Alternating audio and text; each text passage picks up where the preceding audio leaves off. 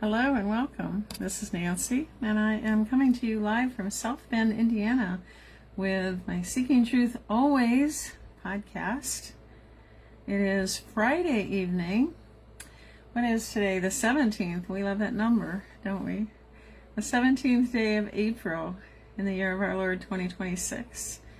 And as always, I am happy to be with you, sharing more truth, more exposures, exposing lies, encouragement, giving God all the glory for what He is doing for such a time as this. Those are some of the things I do on my podcast. The last being the most important, bringing all praise and glory and honor to our Lord and Savior, Jesus Christ. It is because of Him, after all, that we're all still here to begin with and have hope for our future. Hope for our future. Yeah. That is one of the things, of the many things, that we have to be grateful for. It's been a long road as I've been seeking truth always for over 7 years now. And a couple of years into that, God called me initially with a scripture, Luke 8:17. And Luke 8:17, I had to look it up. And it states that everything that's been kept secret, hidden, and in the dark will be revealed and will come to light. Well, we are living that promise of God right now. We are living the Luke 8:17 promise. It's not just Luke 8:17, because 3 out of the 4 Gospels have that same promise. 3 different men heard this promise of God, and 3 different men put it into their Gospels, and that's Matthew, Mark, and Luke. And each one is just a teeny bit different, but all saying the same thing. Matthew says, "Therefore do not fear them, for there is nothing covered that will not be revealed, and hidden that will not be known." In Mark, that was Matthew 10:26, by the way. In Mark, verse 22, chapter 4, it's stated this way: "For everything that is hidden will eventually," remember that, will eventually be brought into the open, and every secret, he didn't say some secrets, he said every secret will be brought to light. That's how Mark stated this promise of God. And Luke, that the Lord put in my spirit over 7 years ago now, probably going to have to start saying 8 years, because I really don't know the date, but time flies when we're having fun. I just try to remember what I was doing, and, it seems it's between 7 and 8 years, probably over 8 now. But at any rate, He put in my heart the Spirit, Luke, the scripture from Luke 8:17, officially stated as, "There is nothing hidden that won't be revealed, and there is nothing secret that won't become known and come to light." All 3 of them say the same thing. All secrets, anything hidden, everything that's been hidden, everything that's been kept secret, not anything, not some things, everything will be revealed. Nothing will remain covered and hidden. Nothing will remain secret. And as I said a moment ago, we are living that promise. We are living that promise that God made, that 3 individual men wrote in their own time, in their own place, in their own space, this promise they heard from God. They didn't know when it would happen. Every time we've read those chapters or heard those verses, if any of you ever had heard them before, we didn't know back then when and even what God was talking about. I didn't know what God was talking about. I was like, what has been kept secret, Lord? What has been hidden? I had absolutely no idea. I was, as they say in the world we live in today, I was as asleep could be. I wasn't awake, I was asleep. In other words, I was unaware that there was anything that specific that God meant by these scriptures. And the Lord wanted me to be aware. The Lord wanted me awake. The Lord wants you awake. The Lord wants the world to be awake. There's no doubt in my mind about that, because He said so in His Word. He's going to reveal everything. But He also gave everybody free will, as you well know. Probably the vast majority of you who follow me. And we are chosen. We were chosen for such a time as this. God chose us for such a time as this. And when you think about that, and you really think about that, if you really think about that, and deeply ponder that, it could have been any generation. It could have been any time in history since creation, when God decided to, whatever lies and whatever deceptions were out there, to reveal them to us. I mean, He flooded the earth at one time, right? There were some pretty rotten things going on. I would imagine. We've read about it in the Bible.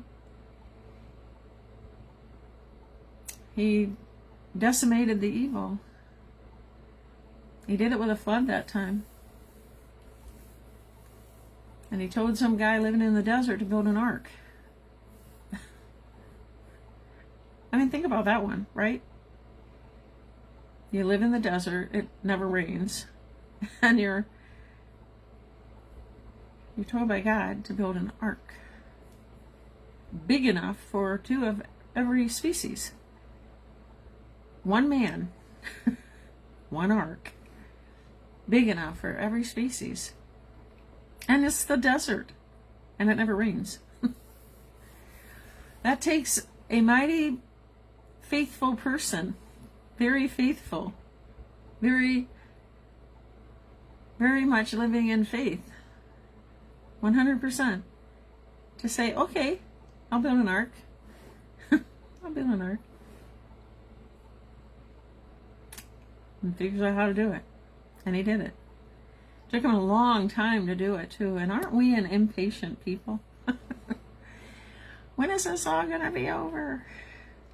We're not living in the desert building an ark. The Israelites, were like 40 years. 40 years. Around. On their way to the promised land. 40 years. I've been doing this over 7 years. I've been awake maybe over 8 years now. 40 years. Can you imagine how frustrated Moses became? I mean, he was a man after all. I'm not saying man or woman. He was a human. He was a person. And there are all these miracles along the way. You know, all these miracles happening. And then the Israelites were grumbling and murmuring and whining and complaining. And around and around and around. That was over 40 years. We can't really count all the years this great awakening, this plan of God's has been in place.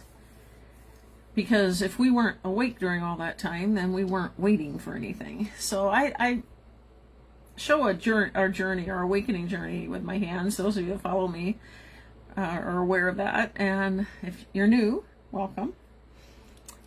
This I depict as a journey. In this case, our awakening journeys, our own personal awakening journeys. Every journey has a beginning and every journey has an end. The Israelites' journey was 40 years. I don't remember how many years it took Noah to build the ark, but that was, the length of his journey. Our awakening journeys. This bar here, so to speak, my hand that represents the beginning. That would be the time we first awoke. That's when I first awoke. It's different for everybody. Some of you might have awakened, 20 years ago and been acutely aware of what was going on in the world. Many things. Certainly not everything, but awake enough to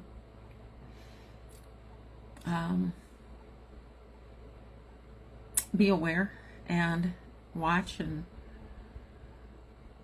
know what was going on and where it was leading and who was leading it. I mean, ultimately it's Satan. The enemy seeks to steal, kill, and destroy. And that's his plan. It's always been his plan. And we just, when we awoke, whatever awoke, for me it was that scripture. That's what God used to jolt me, so to speak. Because I was curious, inquisitive, and I certainly wasn't shocked because I absolutely had no idea what he meant by it, because I didn't know it was kept secret, hidden, or in the dark. However, he just told me to trust him. Kind of like Noah building the ark, I'm glad I didn't live in the desert and have to figure out how to build an ark. But seeking truth always is my ark. What is your ark? We all have one. It might be the people you work with. The people that your family, people that aren't awake that you're around. Maybe your ark is being that light on a hill. As things get more and more exposed and disclosed, those friends, those family members who are asleep, who are just now maybe peeking around the corner or still refusing to peek around the corner. Maybe your ark is being there for them. My ark is this. 2 years after he woke me up, and I'd learned a lot, but on the massive scale, it was this much out of so much. He called me to do this, to do these podcasts. And I'd never done a video. Ever. Ever. Never, like FaceTimed anyone. Didn't even have the app, whatever that was back then. If somebody just happened to call me on, like, say, in Facebook Messenger, and it was a video call, I never accepted it. I talked to him, but not in a video. When I was on Zoom calls, I would turn off the camera. Even if I was leading the Zoom call, I just do it audio. I never did this sort of thing. Well, Noah never built an ark either. God knows what we're capable of, even though we may not know it. So 5 years ago, this month actually, 5 years ago this month, was my first podcast. And I did it on my patio, sitting in one of the chairs out there that's a glider. I love rocking. And I didn't realize I was rocking. And it was just a short podcast, just saying, hi, if you don't know who I am, this is who I am, and God wanted me to do this, And I said a few more things in that, but all the while, and I was nervous as the dickens, I was rocking. I didn't know until somebody in the comments said, "You're making me dizzy." Oh, yeah, okay. That was my rude awakening. I about fell off my ark. Well, that was my first podcast, my first live. The reason I went on Facebook is I didn't know how to go anywhere else and do it any other way, and I still don't. I'm not a techie. I am like the least most likely, like Noah never building an ark before. He was the least likely to be called to build an ark, probably. There were people in the world that probably had built boats before. But Noah wasn't one of them. Well, I'd never done a video. I catch myself sometimes even on this podcast. I rock. I just love to rock. My daughter literally came out of the womb. I believe she came out rocking, when she was old enough to lay on her tummy as an infant, lay on her tummy, and she'd have her, like this. But she'd put her butt up in the air, and she'd go. Honestly, true story. Then when she was old enough to be in a crib and sit up in that crib, she sucked her thumb. So she'd sit up in her crib, she'd suck on her thumb, and she'd rock.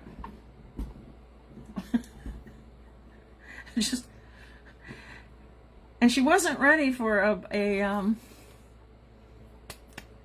toddler bed, a regular bed. She was not quite there yet, She was still in her crib. Now she's like a 2-year-old. The crib broke. The crib broke. Yeah. So she got in a toddler bed a little bit earlier than planned. She rocked so hard, she just kept beating her back on the back of the crib. Even my office chair rocks, you can see that. All right, you guys in here, come here to hear about my rocking stories. The Lord leads me to some really weird places sometimes in my intro, so I'll move on. Yeah, there's an old song called "Those Were the Days, My Friend, We Thought They'd Never End." All of you who are parents and grandparents know. You never think your kids will grow up as fast as they did. I would love to revisit those days and just see my daughter rocking in her crib again. They didn't have videos back then. If we had videos in our phones back then, there would have been videos all over social media of my daughter rocking in her bed. We don't have videos of that stuff. But I do have my memory. All right. So what's tonight? We have always so much to cover. Always so much to cover. And we are in the midst of 2 series. And I should probably do it first, just so I do get to it. But no, I'm going to do it sooner than last.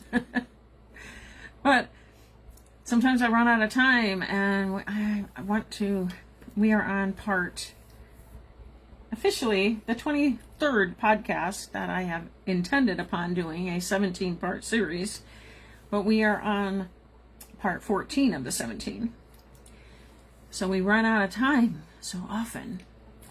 But it's a worthy series and subject, and something that has taught me so much because I'm doing it right along with you.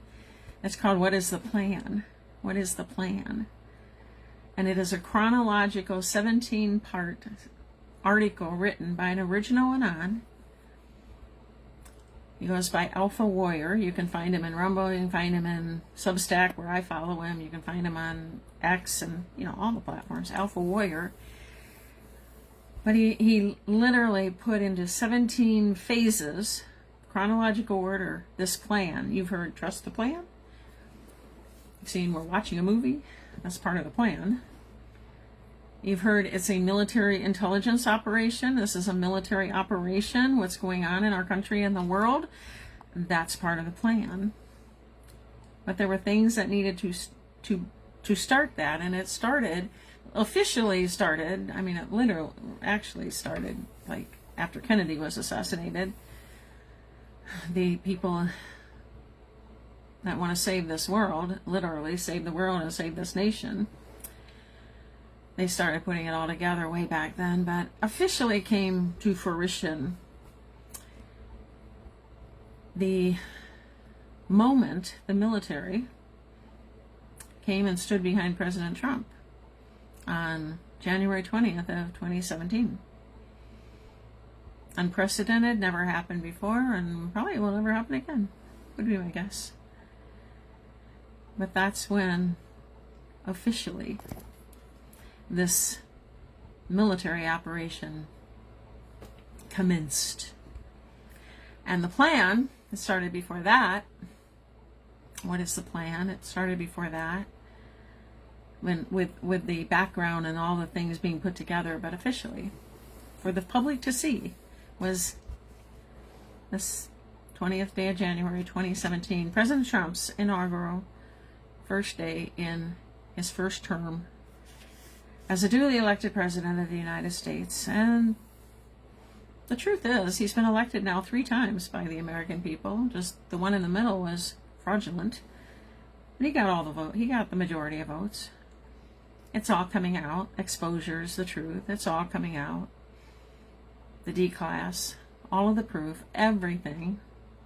So officially one day someone will be able to say what I just said, and the far left liberal TDS, Trump derangement syndrome-ers, like when I just said he's been voted into office 3 times. No, he hasn't. Yeah, he is. But someday they're going to know that it's true. The 2020 was fraudulent. Some of you, like me, knew it all along. It's like, he won. What the heck? But I wasn't fully, I was still really early in my journey, very early. And I kept thinking, the day in 2021 when, the fake inauguration happened with Biden. And I didn't know it was fake that day. I wasn't awake enough yet. I didn't know it was a military funeral at that time. Officially. A military funeral. Look it up. Everything they did was in accordance with a military funeral. I kept expecting, something big to happen that day. All the proof would end up on somehow would be exposed that day. And President Trump, after I kept thinking it would be before he left the White House, but then he left the White House, and then I was thinking it'd be before they got to the tarmac and for Air Force One, which was another clue. Exiting presidents never exit on Air Force One, but I didn't know that at the time. But regardless, I thought it'll happen before he gets there, and it didn't. And then he and Melania walk up the steps. I'm like, maybe at the top of the steps he'll announce it. Of course he didn't. And I thought the plane would then turn around and come back. mean, not literally, but I mean, I couldn't wrap my head around the fact that this fake person that I knew wasn't Biden, that I knew was like, I knew enough to know he was a placement, he was this actor, this mask, whatever it wasn't the Joe Biden I knew. And it's like, how can he be president? But it was a military operation, and unprecedented things happen that we don't understand. And that was one of them, that day for me. And at the end of the day, I was crushed, absolutely crushed. Because I knew it wasn't over. I just didn't know what was going on. I couldn't wrap my head around it all. I'm sure some of you felt the same way. Just crushed. We knew he won. We knew Trump won. We knew it. We knew it.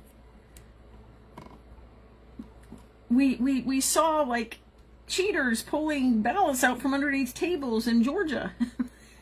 Like, we saw all these things. Yeah. It's a military operation. So tonight, besides what is the plan, we are going to be continuing our series of the Fall of the Cabal, parts 1 through 10. We're on part 7. They're videos by Janet Ossebaard. She's one of the gifted people that put to video the truth at a time when the truth was being censored everywhere. And early in my journey, I don't know what year it came out. I could look it up, but I don't know right off the top of my head. But I watched it as soon as I heard about it. And so many things that I had heard over the years, things that I thought could not ever be true. And while I didn't call them personally conspiracy theories, I thought the people were nuts that were talking about them. And she showed things in these videos that it's like, oh my gosh, everything I heard through the years is true. Oh my gosh. Children are being trafficked, and it isn't just a few here and there. Oh my gosh. There is really something called Pizzagate and Comet Pizza, and it's a true story, and hot dogs mean little boys, and pizza and ice cream, they have to do with children too. And all of this is like, how can this be true in our world?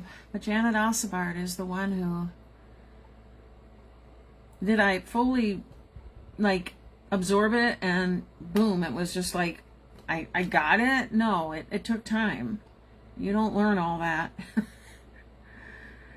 in a 2-hour and 58-minute setting of 10 videos and go, okay, I get it now. But it was the proof I needed to get past my cognitive dissonance. That is the unwillingness within our own minds emotionally to accept something that is too hard to understand and that is too painful to acknowledge. Yeah, so I am showing that series, and we are on part 7 of 10. For those that don't know, Janet Ossebaard, I think it was between 2 and 3 years ago, she died, and the official story is it was suicide. I don't want to believe it, but the reason I don't believe it, even though it could be true, but the preponderance of evidence to the contrary of all these other whistleblowers and all these other truth tellers and all these other people through the years, through the decades, that have exposed truth, whether it be about the Clintons back in Arkansas or whatever, they ended up, hanging from a doorknob or being shot in the back or disappearing forever. So this woman, Janet Ossebaard, that outed the global elites, the cabal, the Illuminati, the 33rd degree Masons, the trafficking, the adrenochrome, the children. You'd think they didn't want to unalive her? So I just pray she's in witness protection and she'll be back. That's my prayer for many people, that the official stories,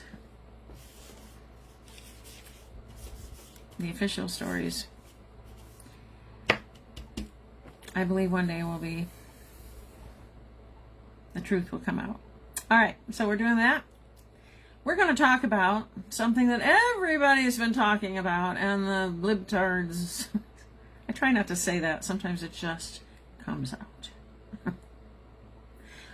The liberals, the far left, the TDSers,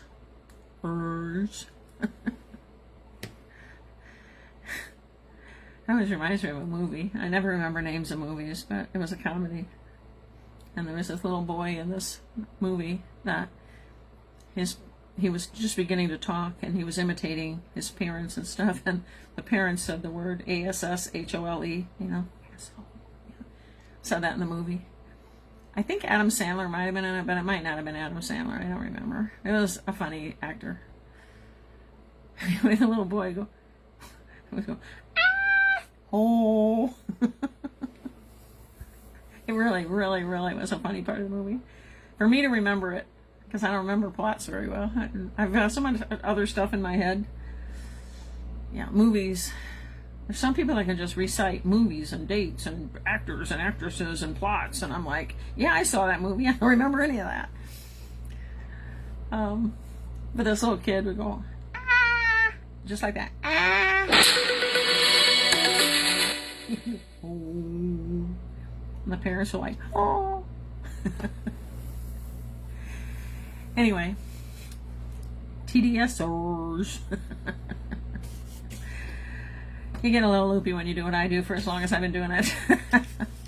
All right, so we're going to talk about something that they are absolutely out of their minds about. And very honestly, some of you may have gotten a little turked off too. And that was a meme that President Trump reposted not too long ago. Sometime in the last few days. And I'm sure all of you have seen it. It was President Trump in a meme. I'll just show it to you. I'll show you this one first. I've got several things to show you on it, but it's the one where the TDSers and all of them are saying, he's telling everybody he's Jesus and he heals everybody. Well, he never said he was Jesus, and he didn't make this meme. And then there's people out there that post things, and they want to be the first to post things. So after this went out, it's like, if any of you know what Good Lion Films is, it's a very excellent website with a person who writes and directs and produces films from his documentaries and films, and his name is Nick Alvear. Nick Alvear is the founder of Good Lion Films. So some posts came across my feed or past my eyes, and all the things I look for and search for and research and learn. And somebody said, President Trump didn't post that, didn't make this meme, which is true. But they're like, Nick Alvear did. And I'm like, Nick Alvear didn't create that meme. Why do people post things they don't research? It really irks me. Anyway, this is a picture I'm talking about. But this is the truth of the matter is, the photo wasn't made by Trump. It was made by Nick Adams, not Nick Alvear. With the context of the meme maker, Nick Adams, the context is Trump is healing the nation, which is this person that posted this, who accurately posted this, by the way. his opinion is why he says, I think this is why I think Trump truthed it. Trump is healing the nation, which he has also made the photo on the right. And close it in, because you don't get the whole photo. I mean, the one on the right, well, I don't know, the one with the red sash is the recent one that was done. He also did the one in the gold sash, Nick Adams. Okay. So if any of you follow Nick Alvear, or you thought Nick Alvear made that, he did not make it. There were people out there that don't do their homework and just say the wrong things, and then other people run with it, and other people post it, and other people, you know, tell other people, and that's how misinformation is passed around. So some of you may have been opposed to that post as well, so I'm going to talk a little bit about that tonight. I'll talk a little bit more about it because I mentioned it on my last podcast. I might have even mentioned on the one before that. I can't remember if it was that long ago, because time flies when we're having fun in a world where time is not the same seemingly as it was before. But anyway, all right, so let's dig into that a little bit.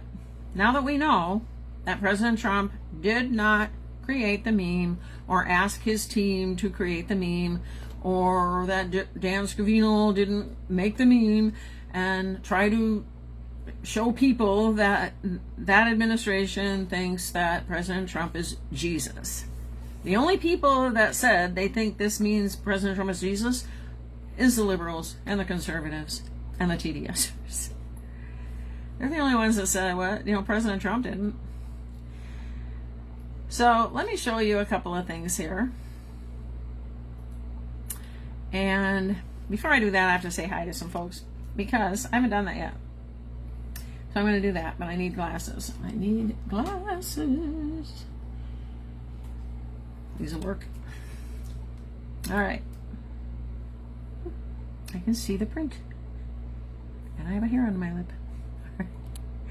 All right. Who is first in the house tonight? And I have a hair in my eye. I just love being on video. Oh, you guys aren't. It's really lousy when you got dumb things happening. Okay. My husband was first in the house tonight, and he said on. What that means, for those of you that don't know, is he logged on. He's out delivering food with Grubhub and listens in between deliveries. So welcome, Daniel. Glad you are here. And you're on.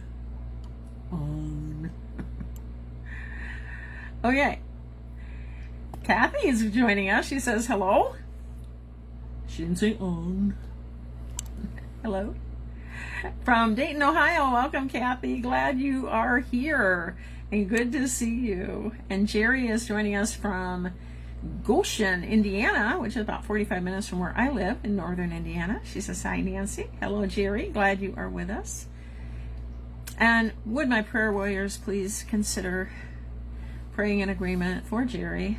Unspoken, but some things are going on in her life, and so please pray for her. There's power in prayer, especially when we pray in agreement. So please remember Jerry in your prayers. And Connie is with us. She says hello from Chile, Kansas. It was 80 here today. It wasn't chilly here. I don't like hot weather, so I never look forward to hot, steamy weather. Other people love it, not me. I prefer cold, honestly, because I can put 100 different coats on, which I would never wear 100 coats. So I'm just saying, you can always get warmer, but you can't get cooler. I mean, like, left to your own device. Okay, and Jerry said, also Indiana here. I always have songs in my head when I say things. There's an old song when I was in high school. I think it was when I was in high school. Indiana wants me. Lord, I can't go back there. Indiana wants me. Lord, I can't go back there. I something to talk to. I don't remember all the words.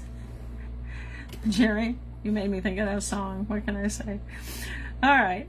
And Jerry said, 2 of mine did too. Well, there you go. And Barb is with us from Granger, Indiana, from my neighborhood is also maybe about 25 minutes to the north of me. She says, hi, Nancy and fellow truth seekers. Happy Friday. Friday. That's a cute spin on that word. I don't think I've seen that in my entire life. Friday. Happy Friday. I like that. Ruth Ann says, good evening, Nancy. Watching tonight. Ruth Ann is a dear friend from Canada who moved to Florida to be closer to her son and grandchildren. So that is so cool. So welcome, Ruth Ann. Glad you are with us as well. And Pam is with us from Shreveport, Louisiana. You guys don't know why I'm laughing, but she says, I'm fixing to watch this show. We have had a couple of conversations in the last week that even though I'm not from the South, I have said, fixin', I'm fixing to do this, or I'm fixing to do that. I just say that naturally. She's saying it here just to get me. When she did, I just started laughing. The other thing I'll say, like I reckon I will. Reckon I can do that.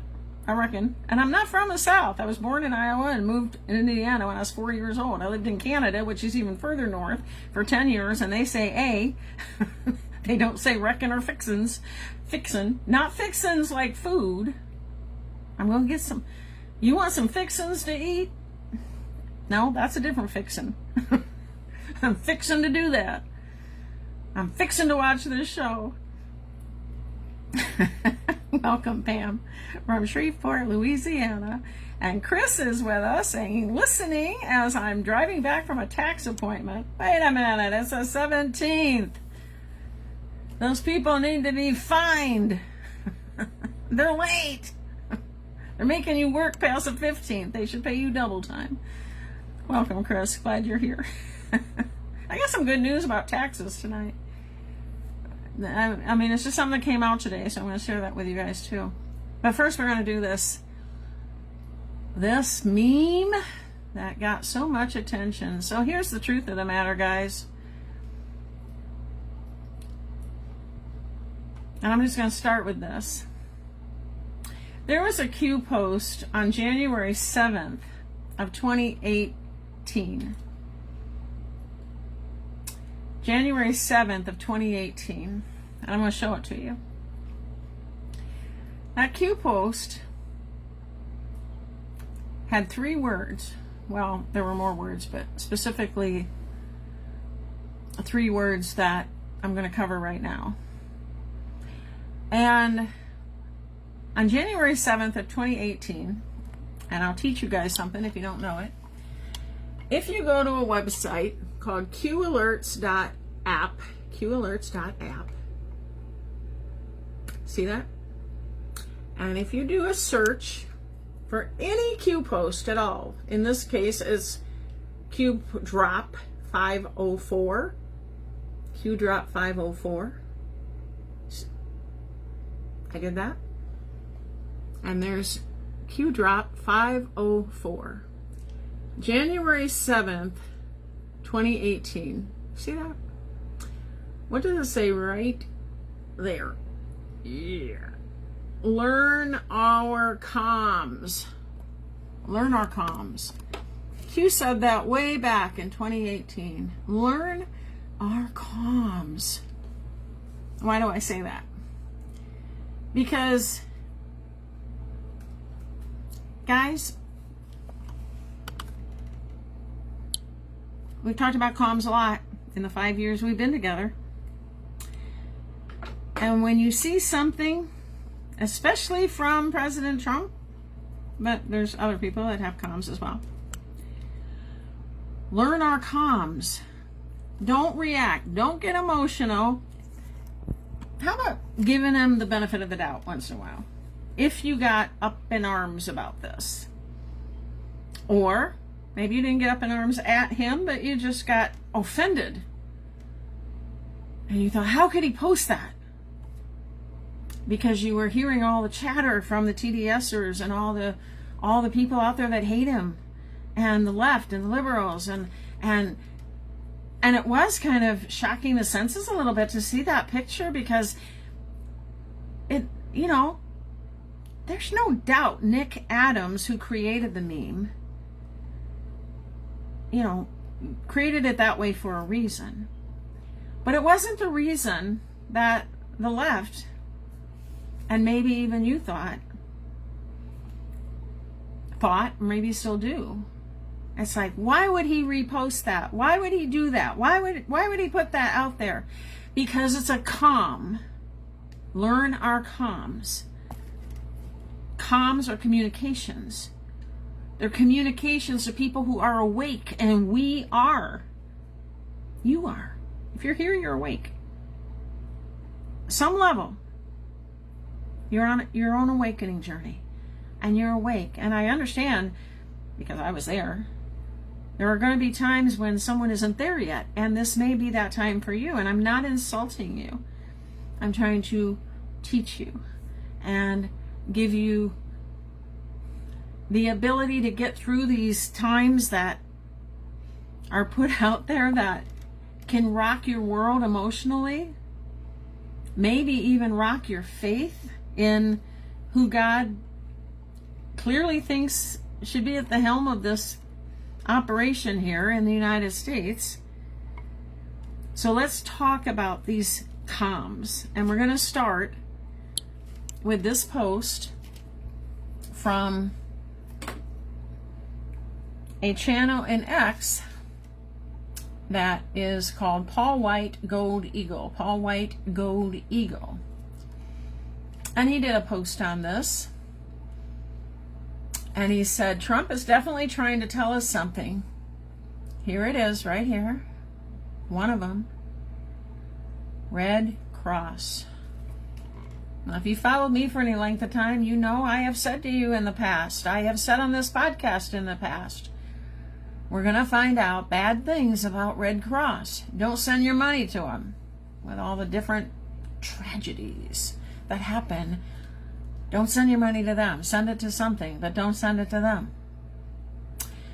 Paul White said, my ears perked way the heck up.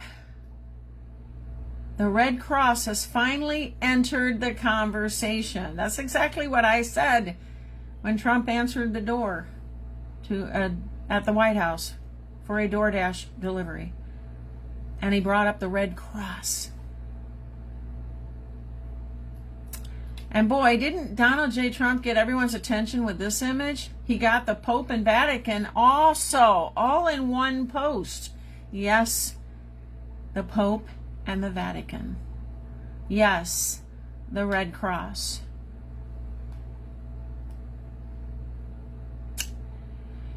Has the Red Cross been laundering to the Vatican? Are they involved in human trafficking? And DJT had a DoorDash delivery from McDonald's, who is a Red Cross partner. Could the message not be any clearer? A side note, and I want to say that the first time I saw this picture, I said the same thing. A side note, that man lying there in that image sure does look like JFK Jr. being healed and raised from the dead. Just saying. Symbolism, folks. Don't get your undies in a wad. Did anyone else think that too? Yes, I did. The first time I saw it. So maybe he is drawing a parallel between the Red Cross and the Pope, providing various support to Iran. Is the Red Cross delivering humanitarian aid to Iran? There's an April Delta, Red Cross Iran. I'll tell you what a Delta is. I'll just tell you now. A Delta is to the day, like today is April 17th, 2026. So let's just say April 17th of 2020, if there was a post that day and it reflected something going on in this day, in 2026, it'd be a 6-year Delta. So that's how it with the Q drops, with the Q drop posts. All right. So he said there's an April Delta for Red Cross Iran. Keep an eye out for Red Cross news. People have no idea. So many people have no idea what the Red Cross is. So let's look at these that he included. This is the large visual of that. And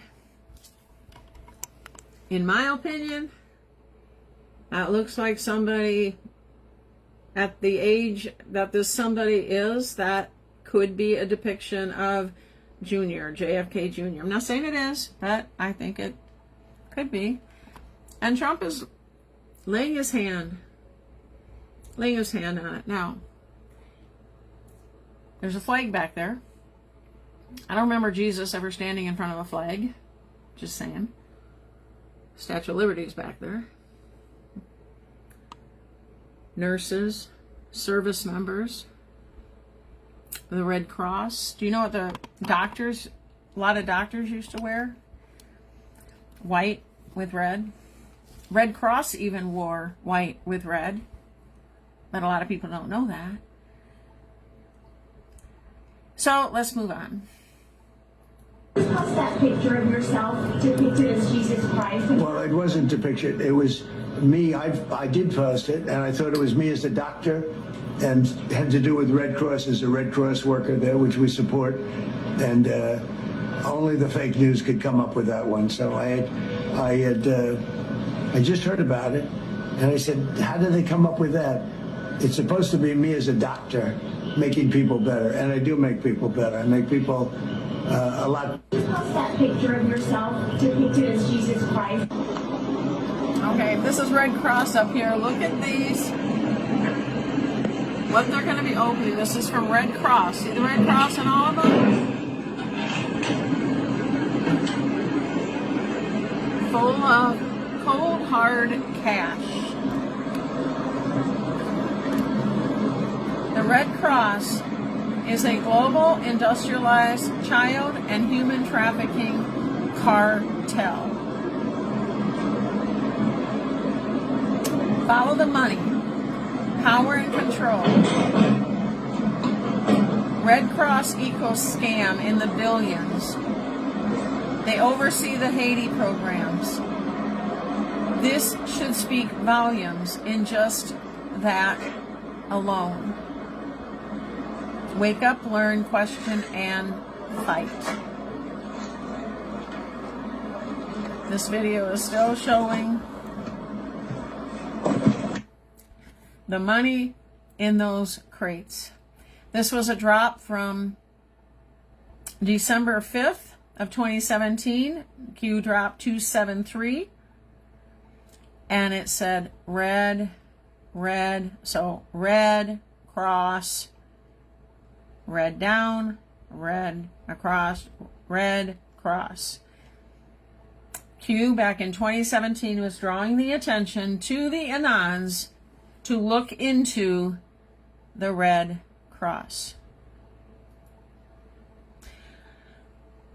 Okay, so the Red Cross, what is smuggled? Let's look at Red Cross Iran, Red Cross Pakistan, Red Cross North Korea. Red Cross defines smuggle. What is smuggled? What funds are used to pay for the goods? These people are sick. Relevant to events about to unfold. Follow the executive orders. Q. This is an actual Q post, enlarged. Red Cross, dated December 4th, 2017. Red Cross is corrupt and used as a piggy bank. Future topic. Diseases created by families in power. Diseases created. Do you know of anything recently, like say 2020, where a disease was created? Just saying. This was written on December 4th of 2017. Diseases created by families in power. Population control plus big pharma billions. Think AIDS. Future topic. Relevant. Q. AIDS is another topic. You think they only came up with how to create a disease in 2020? Think AIDS.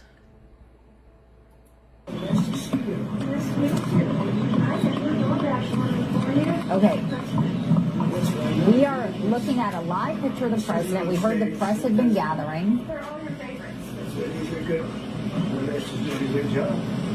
So, And the reason he's for getting a this food delivery. is the fact that I heard you picked up an extra $11,000 that you didn't get because the tax bill was so big.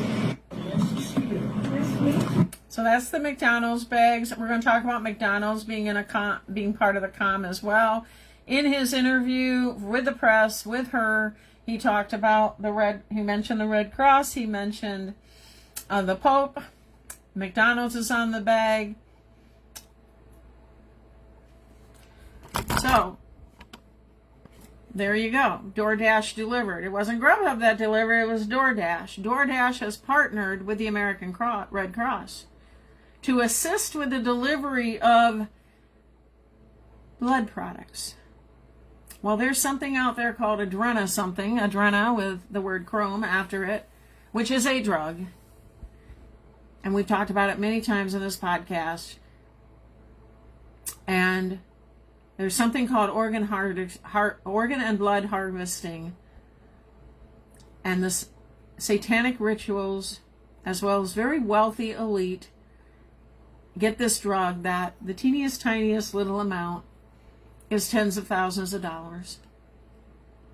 And you can't take it once, you got to keep taking it. It's called their fountain of youth. It keeps them looking young until they don't have it anymore. Then they look like Kathy Griffin does now, or Cher does now, or Celine Dion does now. Blood delivery partnership. DoorDash is used to help deliver stat emergency blood products from the Red Cross. How about that? Trained drivers. These deliveries are handled by specifically trained dashers who may deliver blood products 24/7, 365 days a year. Project Dash. This initiative is part of DoorDash's Project Dash program. They use DoorDash infrastructure to support social impact initiatives, including transporting donated food and blood products. Well, what else do we have to say about this meme and this post? Well, I'm glad you asked. Let's go over here and go back here. And I'm going to show you a few other interesting things about that. Just give me a second and I will pull it up. Almost there. Okay. Here's one. These is in no particular order. But things similarly, something about this. So this particular post. Do you remember the Olympics? Do you remember when this was their entertainment?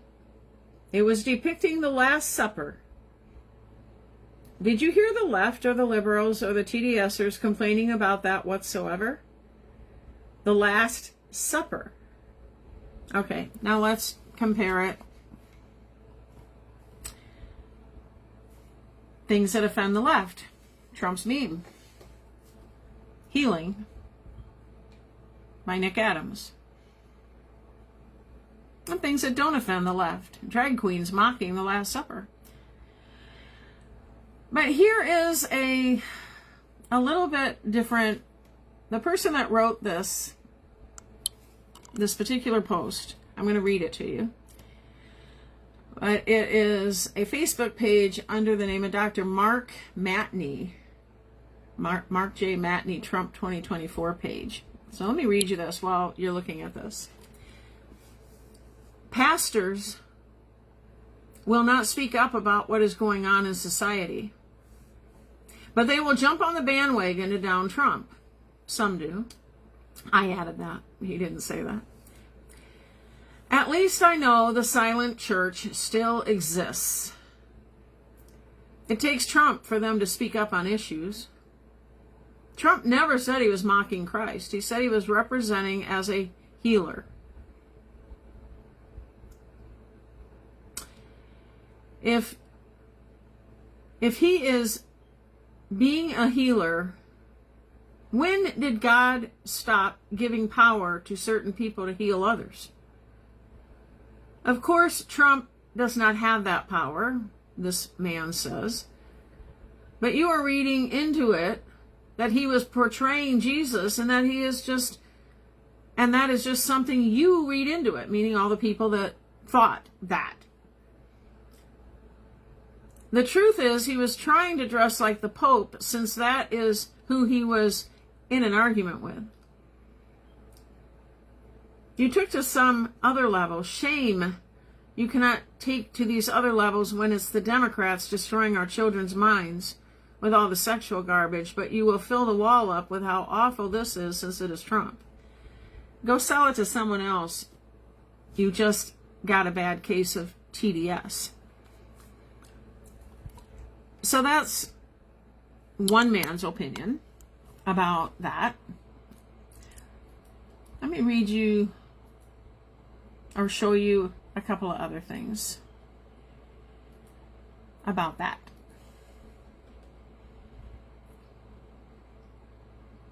All right.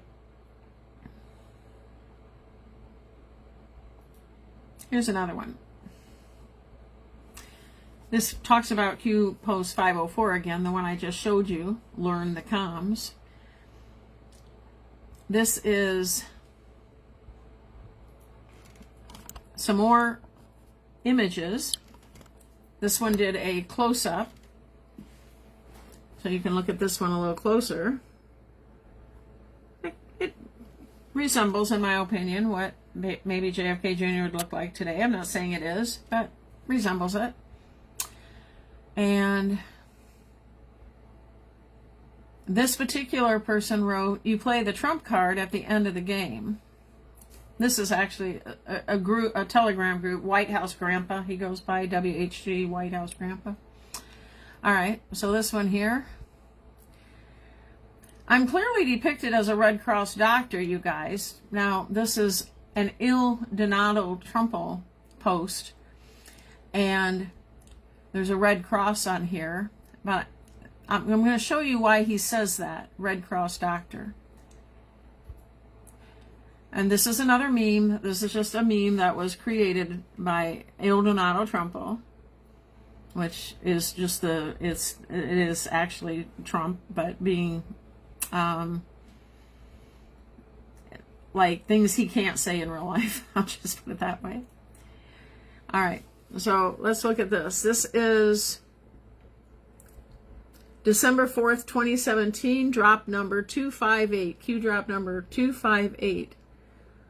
"The ministry has to keep pestering Pyongyang over the military and Red Cross talks." I won't read the whole post, but Q talking about Red Cross. Again, Q talking about Red Cross. Drop number 252 from December 4 of 2017. "Red Cross is corrupt and used as a piggy bank." Future topic. I showed you this where somebody enlarged it. "Diseases created by families in power. Think AIDS." Future topic. Relevant. "Missing." This is a Q drop from December 19th of 2017. Drop number 392. "Where are the children? Seriously, where are the children?" And Red Cross is highlighted. 3,000 plus saved by raids in Saudi Arabia alone. Worldwide lanes shut down. Bottom to top, Red Cross, classified, high priority, Q. Where are the children?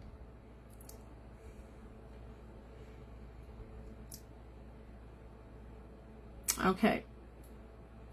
So let's look at another one.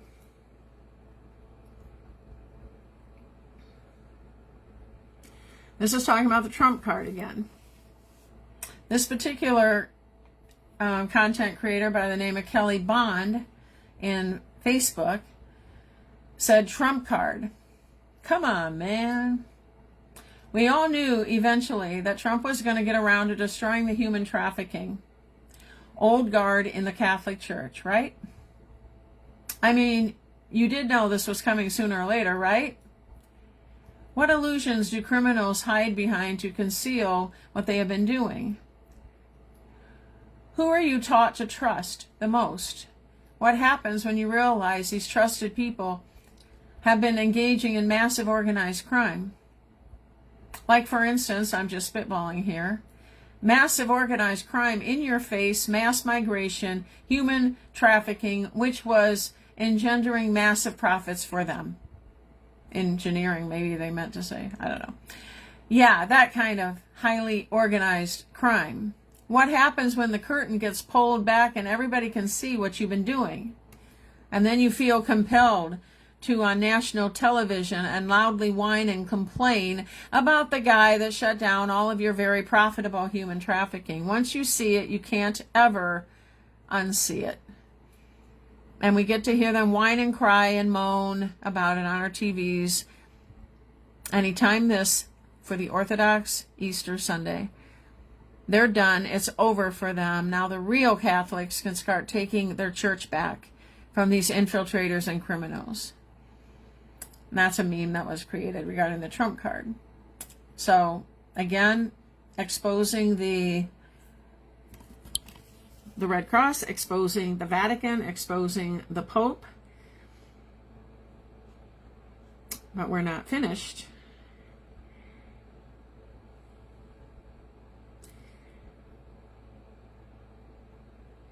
Let's look at this one. This is from Harry the Soul Coach. I've showed you his content before, and he's talking about this as well.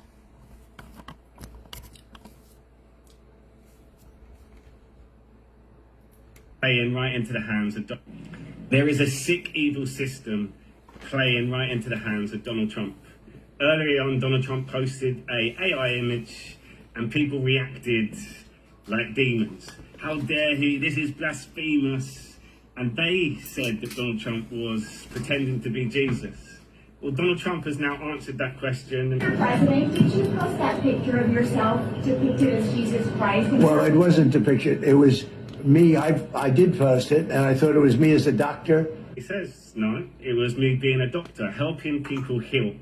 It's supposed to be me as a doctor, making people better. And I do make people better. I make people a lot better. And you're about to see how all this links to the most evil. These people are sick. Look how the Q post takes us there. So we type in heal. It says, be careful who you follow. Some are profiting off this movement. Message sent, message received. Look, those guilty immediately reacted predictably. Well, look how all these people are reacted in exactly the same way. Timetable accelerated. Misinformation attack. It's exposed. Attempts to divide, we responded. Look, house cleaning, heal, call. He also mentioned doctors and treating. Look at this one, it says pain, house of cards. These people are sick, doctors treating. And within this little clip, you can see that there's a lot of clues. Donald Trump first answers the door from a DoorDash lady, and listen to what he says here. This doesn't look staged, does it? This doesn't look staged, does it? Well, this looks staged. Of course it's staged. And if you listen to how he finishes this off. And had to do with Red Cross. There's a Red Cross worker there, which we support. Red Cross then takes us to more posts. So look, Red Cross Iran, Red Cross Pakistan, Red Cross North Korea, Red Cross. Define smuggle. What is smuggled? What funds are used to pay for the goods? These people are sick. Relevant to events about to unfold, following the executive orders. Then there's two more on Red Cross, and it says Red Cross is corrupt and used like a piggy bank. Future topic, diseases created by families in power, population control and pharmaceutical billions. Think AIDS, future topic, it's relevant. And it says fly Ross fly, linking up to the Rothschilds. Then it says US taxpayers are paying for it all at the Paris Accord equals scam, trillions. Red Cross equals scam, billions. Foreign aid equals scam, trillions. War equals scam, trillions, on and on. Who audits where the money actually goes? Who actually receives the money? Look, the US taxpayer is funding the very people we are engaged in taking down. Slush funds everywhere. Think George Soros pays for Antifa out of his own pocket. The hole is deep. Feel sick yet? I understand your husband's going through treatment. Yes, sir. Yes, sir. He He's has going through cancer. some very serious cancer treatment, so. And he's also mentioned cancer, and it says, Q, how long will we have to wait for the cures of cancer and other sicknesses? Chatter amongst those in control has begun. They know, we know, which means the public will know. Release prior to cover-up. Public informed and collapse. Which option? So you've got the big topics, and they all come about from the big AI post that Donald Trump put out. Yet the very people that are using the word blasphemy are saying Trump thinks he's Jesus. Trump never said that. They thought that. And they are now reacting predictably, and the evil is being exposed and shown to us. These people are truly sick. There is a sick, evil system. Okay. I think I might have one more that's on this topic.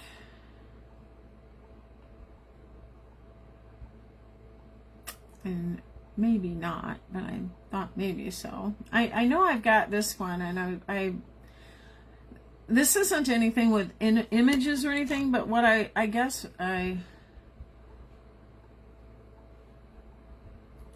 if it comes up, but it's not coming up right now. Interesting.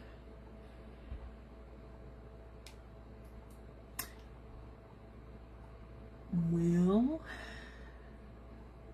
I just get a blank page when I go to on this link.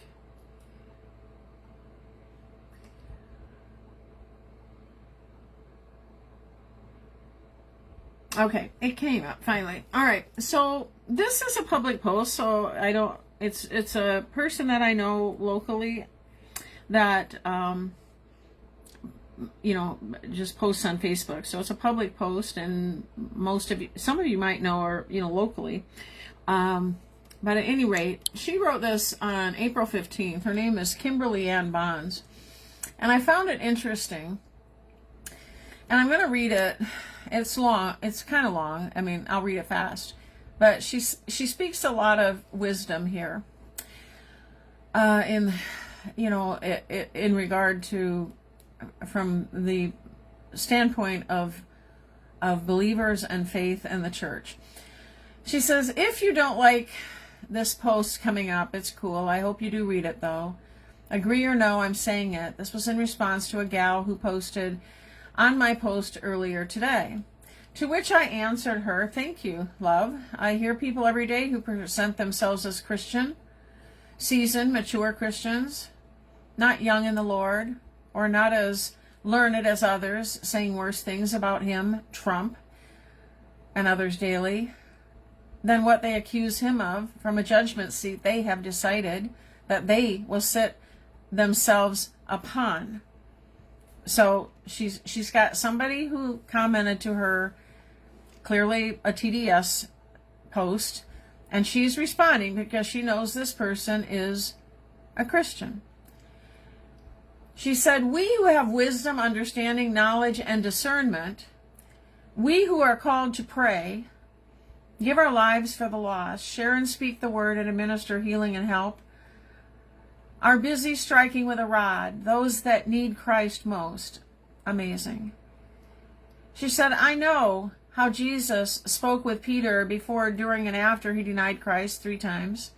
How God treated and spoke of David, who orchestrated the murder of his best friend after he got his wife pregnant. How God orchestrated a turnaround for deceiver Jacob. How God led Abraham after he had a child with his concubine. Moses after he killed a guy.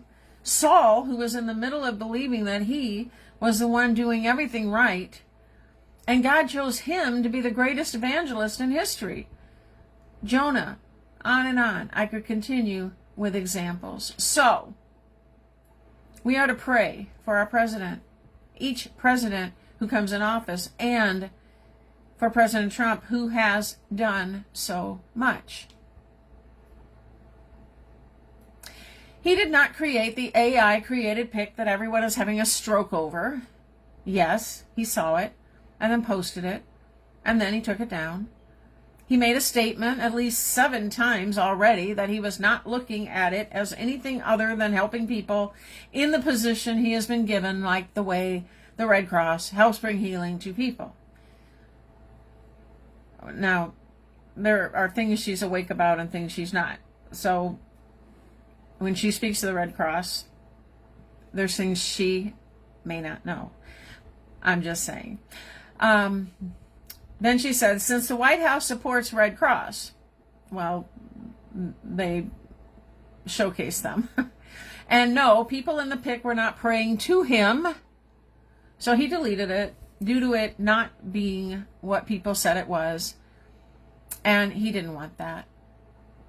The same folks who show no grace and have flipped over this also are ignoring all of the, and I can list almost 100 things, that are conservative in nature, that agree with Scripture, and have been done by Trump while under fire constantly every minute of every day.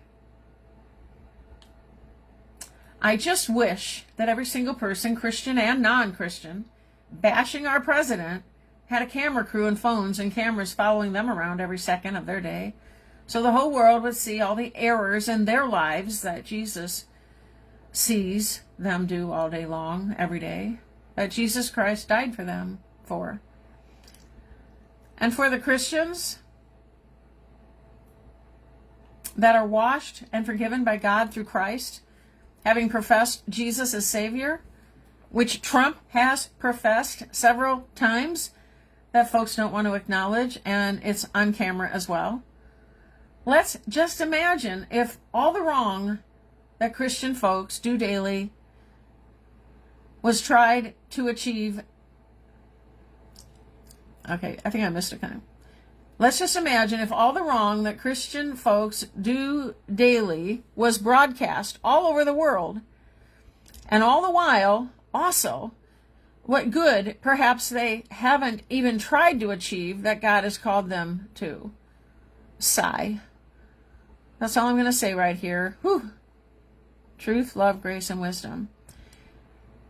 So a comment that came in I also wanted to read, and I know this person as well, local person, Christian man. I know him from a church I've attended in the past. He says, I am so sick of TDS. I even had someone at my church tell me I shouldn't post about Trump because I will lose my Christian witness. I was shocked by who it was. I won't share who. But the more I've thought about it, the more I've decided I won't conform to their wishes. And if that makes me lose my witness with someone, they are the ones with the problem, not me. Trump has done more for Christians than any president I've ever seen. And I'm not ashamed to say he's doing a fantastic job. I could go on and read more. But people are, I'm glad to say, standing up, stepping up, and standing up to these people whose voices have been too loud for too long. I've had them attack me about this Trump picture and, tell me, how evil Trump is and blah, blah, blah.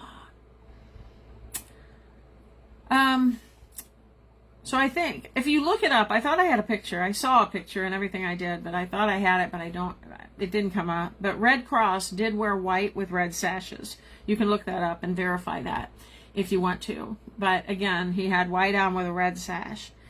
And nurses also. There was, the picture I saw were doctor and nurse, both in white, nurses' uniforms were white, with red sashes in the Red Cross. So you can look that up if you want to verify that. A few people have asked about a recent comm by Melania Trump. Again, learn the comms. So I want to share this one. It's a pretty cool one. This one here came from a page in Facebook, under Chandelier, in the flow. Melania Calm, her dress, this dress here. That day, both the King and Queen of Netherlands were visiting the White House today. And we know about the Netherlands. Again, there's evil all over the world. The pattern is from artist Kay Donacci. She recently showed her art in the Song for the Last Act at the Pallant House Gallery in Chichester. The point is, this dress, its title by the designer, the artist, is the Song for the Last Act.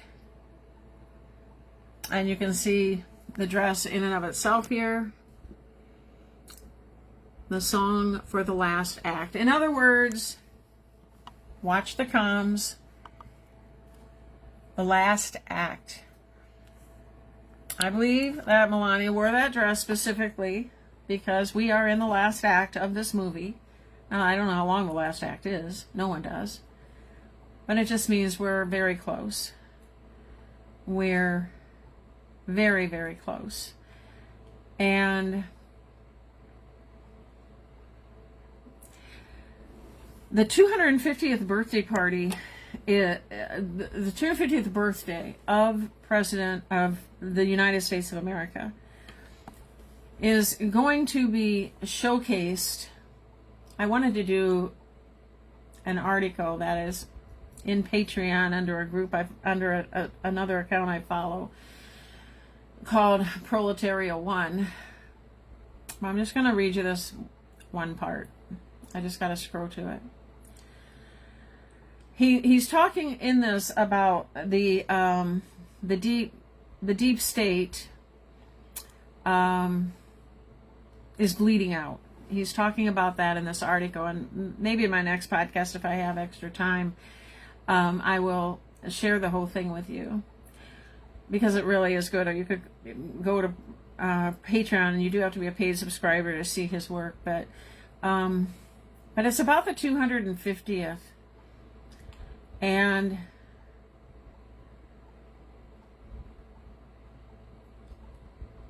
okay, so I told you I was going to talk about taxes tonight.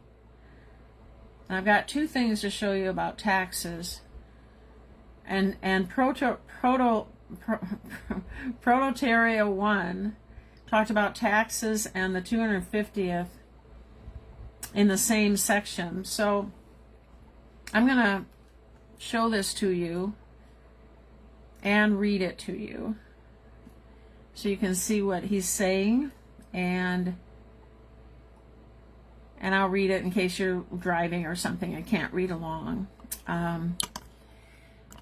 So this is a very, very lengthy article, but this section here he's talking about, and again, the deep state is bleeding out. That's what he's saying. The global elites are bleeding out is the essence of this entire article. And he goes into many different areas, topics about it. And in this particular one, the reset machinery, tax cuts, IRS gutting, and the big stage.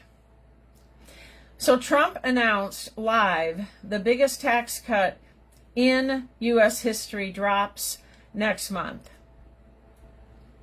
Every American household keeps an extra $20,000 a year. This isn't fluff. It's a structural shift, while Scott Bessent, already riding herd on the IRS as acting commissioner, preps the transition to an external revenue service. We heard about the External Revenue Service early in 2025 when President Trump took office. The External Revenue Service that will replace, in my opinion, the IRS. The old IRS capture machine, in other words, the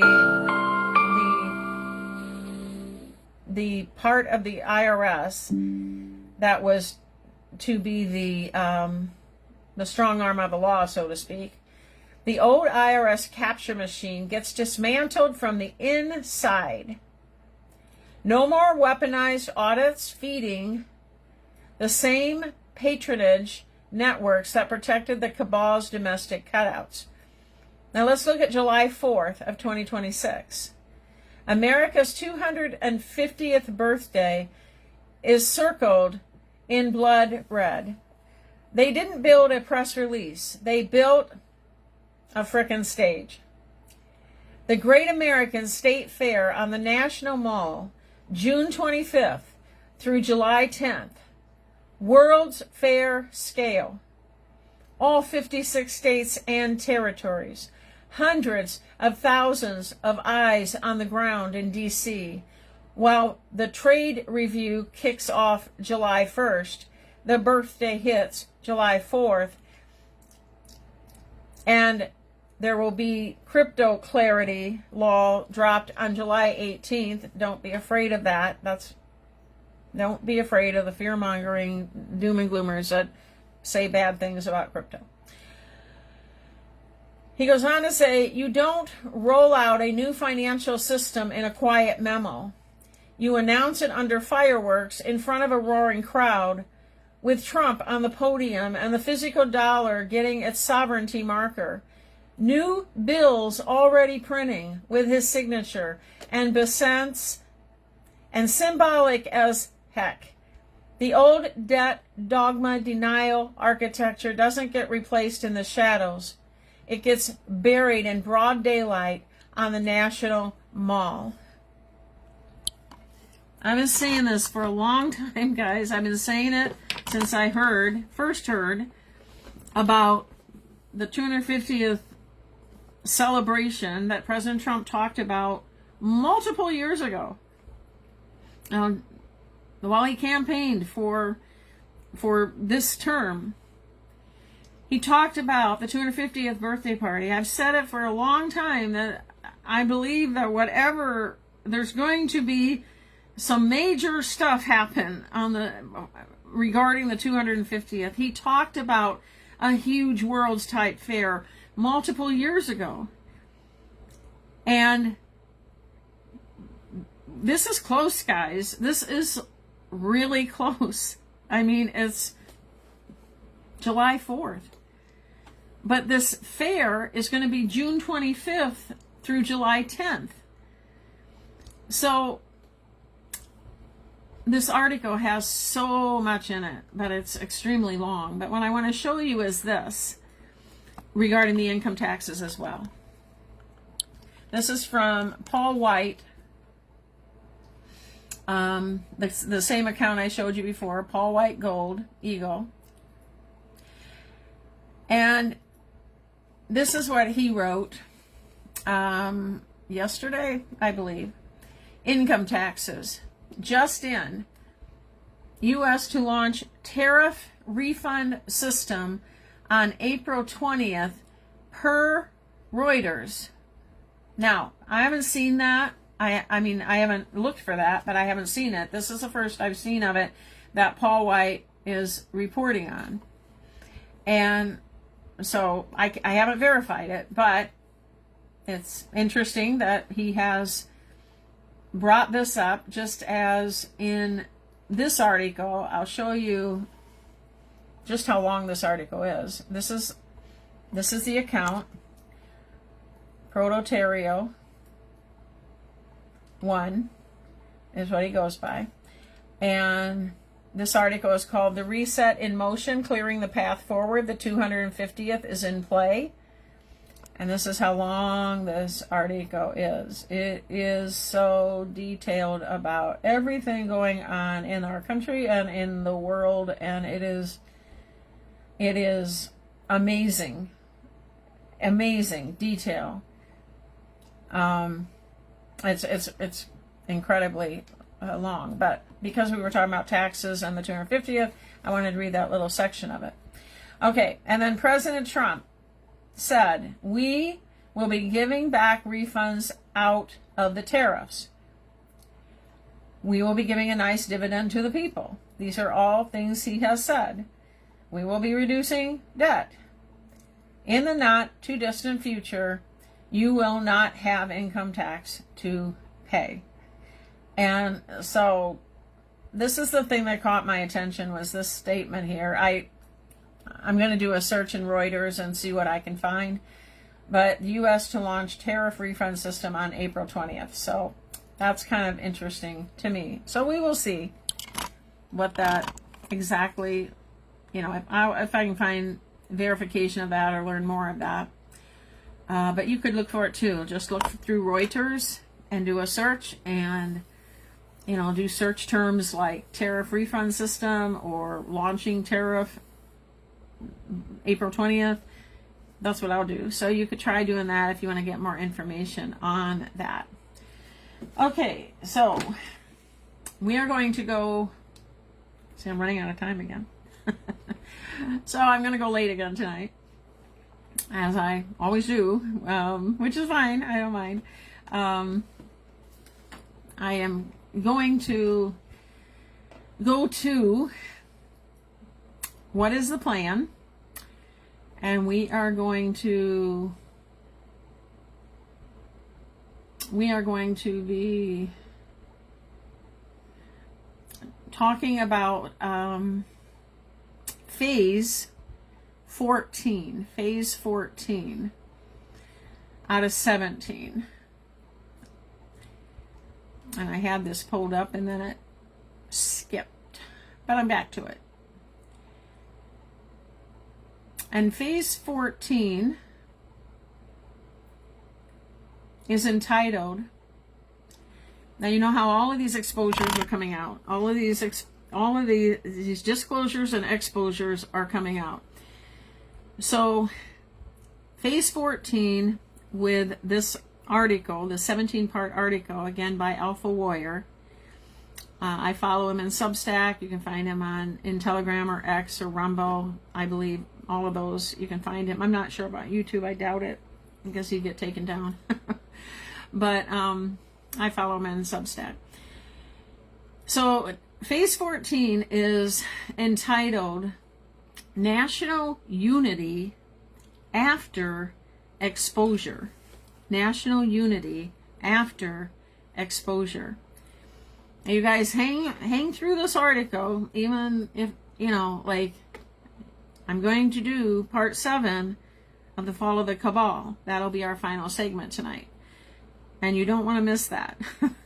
You want to stay with this, all parts 1 through 10, but I'm doing that last this time, because sometimes just me reading an article, some people are really plugged into it, but it gets late, and I get that. And you can always pick up the video later. But stay with us for Fall of the Cabal. I'm not going to cut that out. We're going to do part 7 tonight. And there were a few other things I wanted to get to, but I can't. But I'm going to get to these. So, and I'll stay until both of these two are done. So, national unity after exposure. Unity is earned, and it's not declared. Phase 14 is the cohesion phase, the point where exposure, legal warfare, election lock-in, and domestic stabilization converge into the most important strategic outcome of all. A population, this is what's key right here, the outcome will be a population that can never be fractured again. I gotta tip a light a little bit different because it's kind of in my eyes. But it's because, I'm like right on top of you, looking at my nose. Sorry about that. I didn't realize I was going to be that, like right under the camera of my phone. Okay, that's a little bit better. All right. So, and get that point, a population that cannot be fractured again. We're talking about total healing here of this nation and the world. We're talking about the eradication of evil. The plan is all encompassing. It's all encompassing, but the really cool thing about this, where we're at, phase 14 of 17, we're here right now where all this exposure is coming. And what comes after all the exposure is what he's talking about. Phase 14 is also dealing with fifth generation warfare. Unity, the unity of the people, that is not a slogan. It is a capability. A nation is sovereign only to the degree that it's... I don't know if you heard that just now, but my phone gives me this crazy notification when there's lightning in the area, and it's so like... So I don't know if you guys hear that. Can someone tell me in the comments if you hear that? If you just heard that, like, really ominous, like... I'd love to know if you guys hear that. Because if you don't, I'll never mention it again.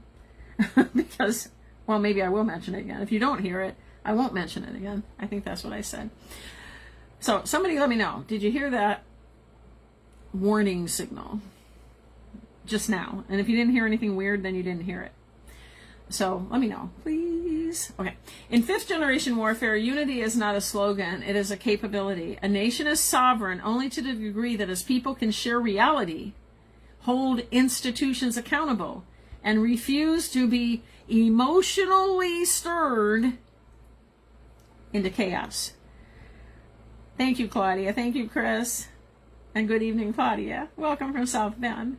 Thank you, Kathy. Okay, so I will let people know, so you guys, you know, I mean, you guys already know what it is, but if new people are joining, I'll continue to let people know when lightning strikes. Not struck me, but lightning strikes. All right. So remember this whole, the segment earlier in this podcast about the emotions getting involved in that meme, okay? That's when that happens, when you let yourself be emotionally pulled in, you're literally being steered. They're trying to steer you, the deep state and on all of the TDSers and all of the mainstream media and the fake news and all of the things out there. Trump's saying he's Jesus. He's saying he's Jesus. He never said he was Jesus.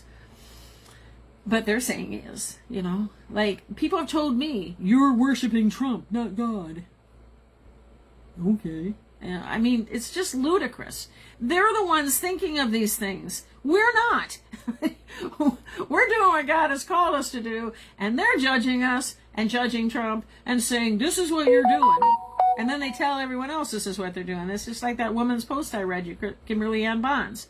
She was being judged for what she posted by another Christian, which is more than often than not, who is judging me?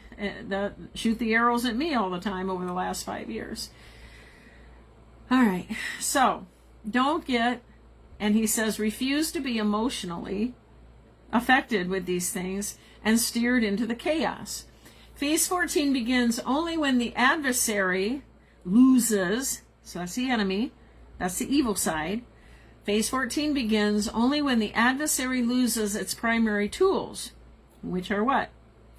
The ability to control the narrative. If we don't get upset and emotionally sucked in, that's a tool that they've lost. Another tool, the ability to stall accountability indefinitely. For instance, how long Obama and Clinton have been able to stall accountability. James Comey, all of them. The day is coming, and it's really close. Also, the ability to hijack elections through procedural opacity. That's a tool that they use to stay in control and destroy this nation. And the other tool is the ability to trigger civil fracture through provocation and fear. That's why I say to you, be careful who you follow, because if they're fear-mongering, they're trying to get you to be fearful. And fear, the provocation and fear, all of that can lead into civil fracture. People acting out, becoming violent, and all that. At that point, the war does not end. The point when the adversary loses its primary tools, at that point the war does not end, but it changes form. And the objective is no longer merely exposure, it is permanence. Now you probably hear my storm weather radio going off. I can't hear the warning, but hopefully it's not too bad. Okay. This phase must begin, speaking of warnings, with a warning, because it is one of the most weaponized concepts in the entire operation. It calls for unity. Calls for unity too early can be sabotage.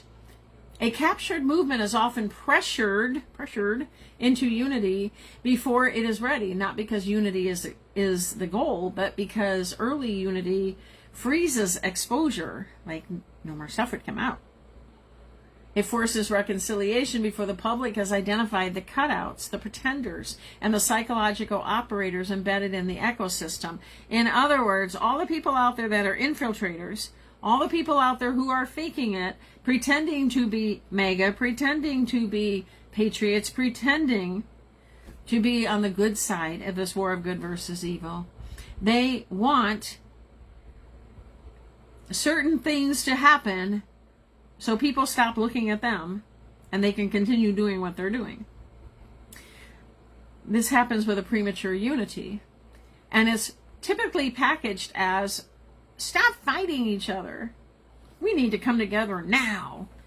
In other words, all these truthers that are like, some are exposing the others, some are like being accused by the others. We need to come together now. Don't focus on the negative. How many people do you follow that it's like, oh my gosh, I don't know what's going to happen. I'm just like, oh my gosh, I don't know. Don't focus on the negative. It's all part of the plan. And have faith. Just have faith. Don't question. Don't worry about it. Or worry about it. I mean, it's all of it, just to confuse everybody. It is often sold as hope, but operationally it functions as amnesty through fatigue, a demand that the audience move on before accountability can attach. In this doctrine, unity is not the starting point. Unity is the earned end state. Division collapses only after false factions collapse. What unity actually means in this doctrine, phase 14, where we're at right now, phase 14 does not mean that everyone agrees. Phase 14 means the population becomes unsteerable. Okay, so let me give an example of that. When I saw that meme, I wasn't being steered. It didn't shock me. It didn't emotionally bother me. I have trust. I have faith. I know that it's part of whatever needed to be done at that point. I trust that Trump is who God called him to be. I trust that God has this. I trust that Trump is not going to make a meme or put a meme out there that he is calling himself Jesus Christ. I don't believe that for a second. He has, as Kimberly Ann Bond said in what I read to you, he has stated multiple times that he has accepted our Lord and Savior Jesus Christ as his personal Lord and Savior. Now, only God knows if his heart. I don't know his heart, but I'm believing it on his word unless it was proven otherwise. I'm not the judge and jury here. I trust God, so I trust who God appointed or anointed and appointed. President Trump would not be where he is today if God had not ordained it. And I trust that. So phase 14 means the population becomes unsteerable. It doesn't matter what we see. I mean, there's always going to be something else. They're going to never stop throwing their darts and their arrows. We have to be steadfast in our faith and our knowledge. Knowledge is important. God said anyway,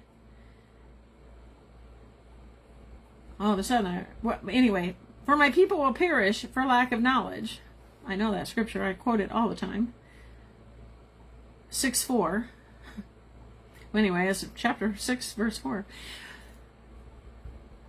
Anyway, y'all know the scripture. For my people will perish for lack of knowledge. And It couldn't be truer than now. That's why I do what I do. That's why God has had me doing what I'm doing for 7 years. He knew I needed the knowledge. He knows you need the knowledge. He called me to get on here and do the best I can to share what he has led me to.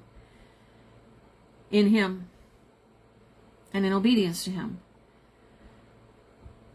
Ultimately, we have to be steadfast in the knowledge that we have so we do not become steerable emotionally by the deep state or by the TDSers or the bad man orange people or the evil. It is the restoration of a shared baseline of shared reality, shared threat recognition, shared commitment to lawful accountability, and shared rejection of engineered civil conflict. This is how a nation becomes hard to capture again.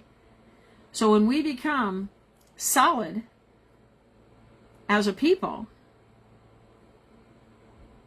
and right now we're divided. There's no question we're divided.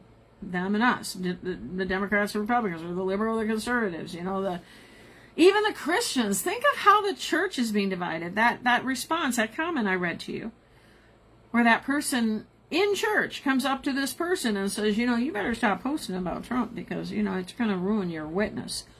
Ooh, who made him or her judge and jury? Whoa, excuse me. I'm looking at the throne and I don't see your seat next to it. Well, that's how I respond to that anyway. Americans unite after exposure, not politically, but existentially. The unity described here is not partisan. It's not political. It is existential. It is what happens when enough citizens recognize the real target was sovereignty. The method was manipulation and managed division. The purpose was dependency and control. And the sides were often manufactured to keep the population fighting itself. You guys know it, and I've said it so many times. They have divided us on every level, whether it be race, whether it be religion, whether it be political, whether it be rich and poor, it doesn't matter. We have been divided. When controlled opposition collapses, unity does not have to be forced. It becomes natural because the false choices lose credibility. Americans unite, and I will say the world. He's writing this to Americans in his Substack, but I'll say the world. The world will unite after the fakes are exposed. Not as a party and not as a brand, but as a nation. And that would be in every nation. How unity is rebuilt. Unity requires a common enemy definition. A fractured nation cannot unify if it cannot even name what it was attacked, what attacked it. I mean, you talk to people with TDS, you talk to people that are completely brainwashed and mind controlled. I had a conversation just the other day, and again, someone talking, and this is somebody close to me, and that person is total TDS, and this it's like, well, he's do you admit he's crazy now? Who? Just out of the blue. Who? Trump. No. I don't. And then yada yada yada yada yada yada, and then I had my yada yada and that yada yada and my yada yada, and then I said, "Can you just answer me one question? Does anything I said to you make even the least bit of sense to you?" No. Okay, well then tell me why.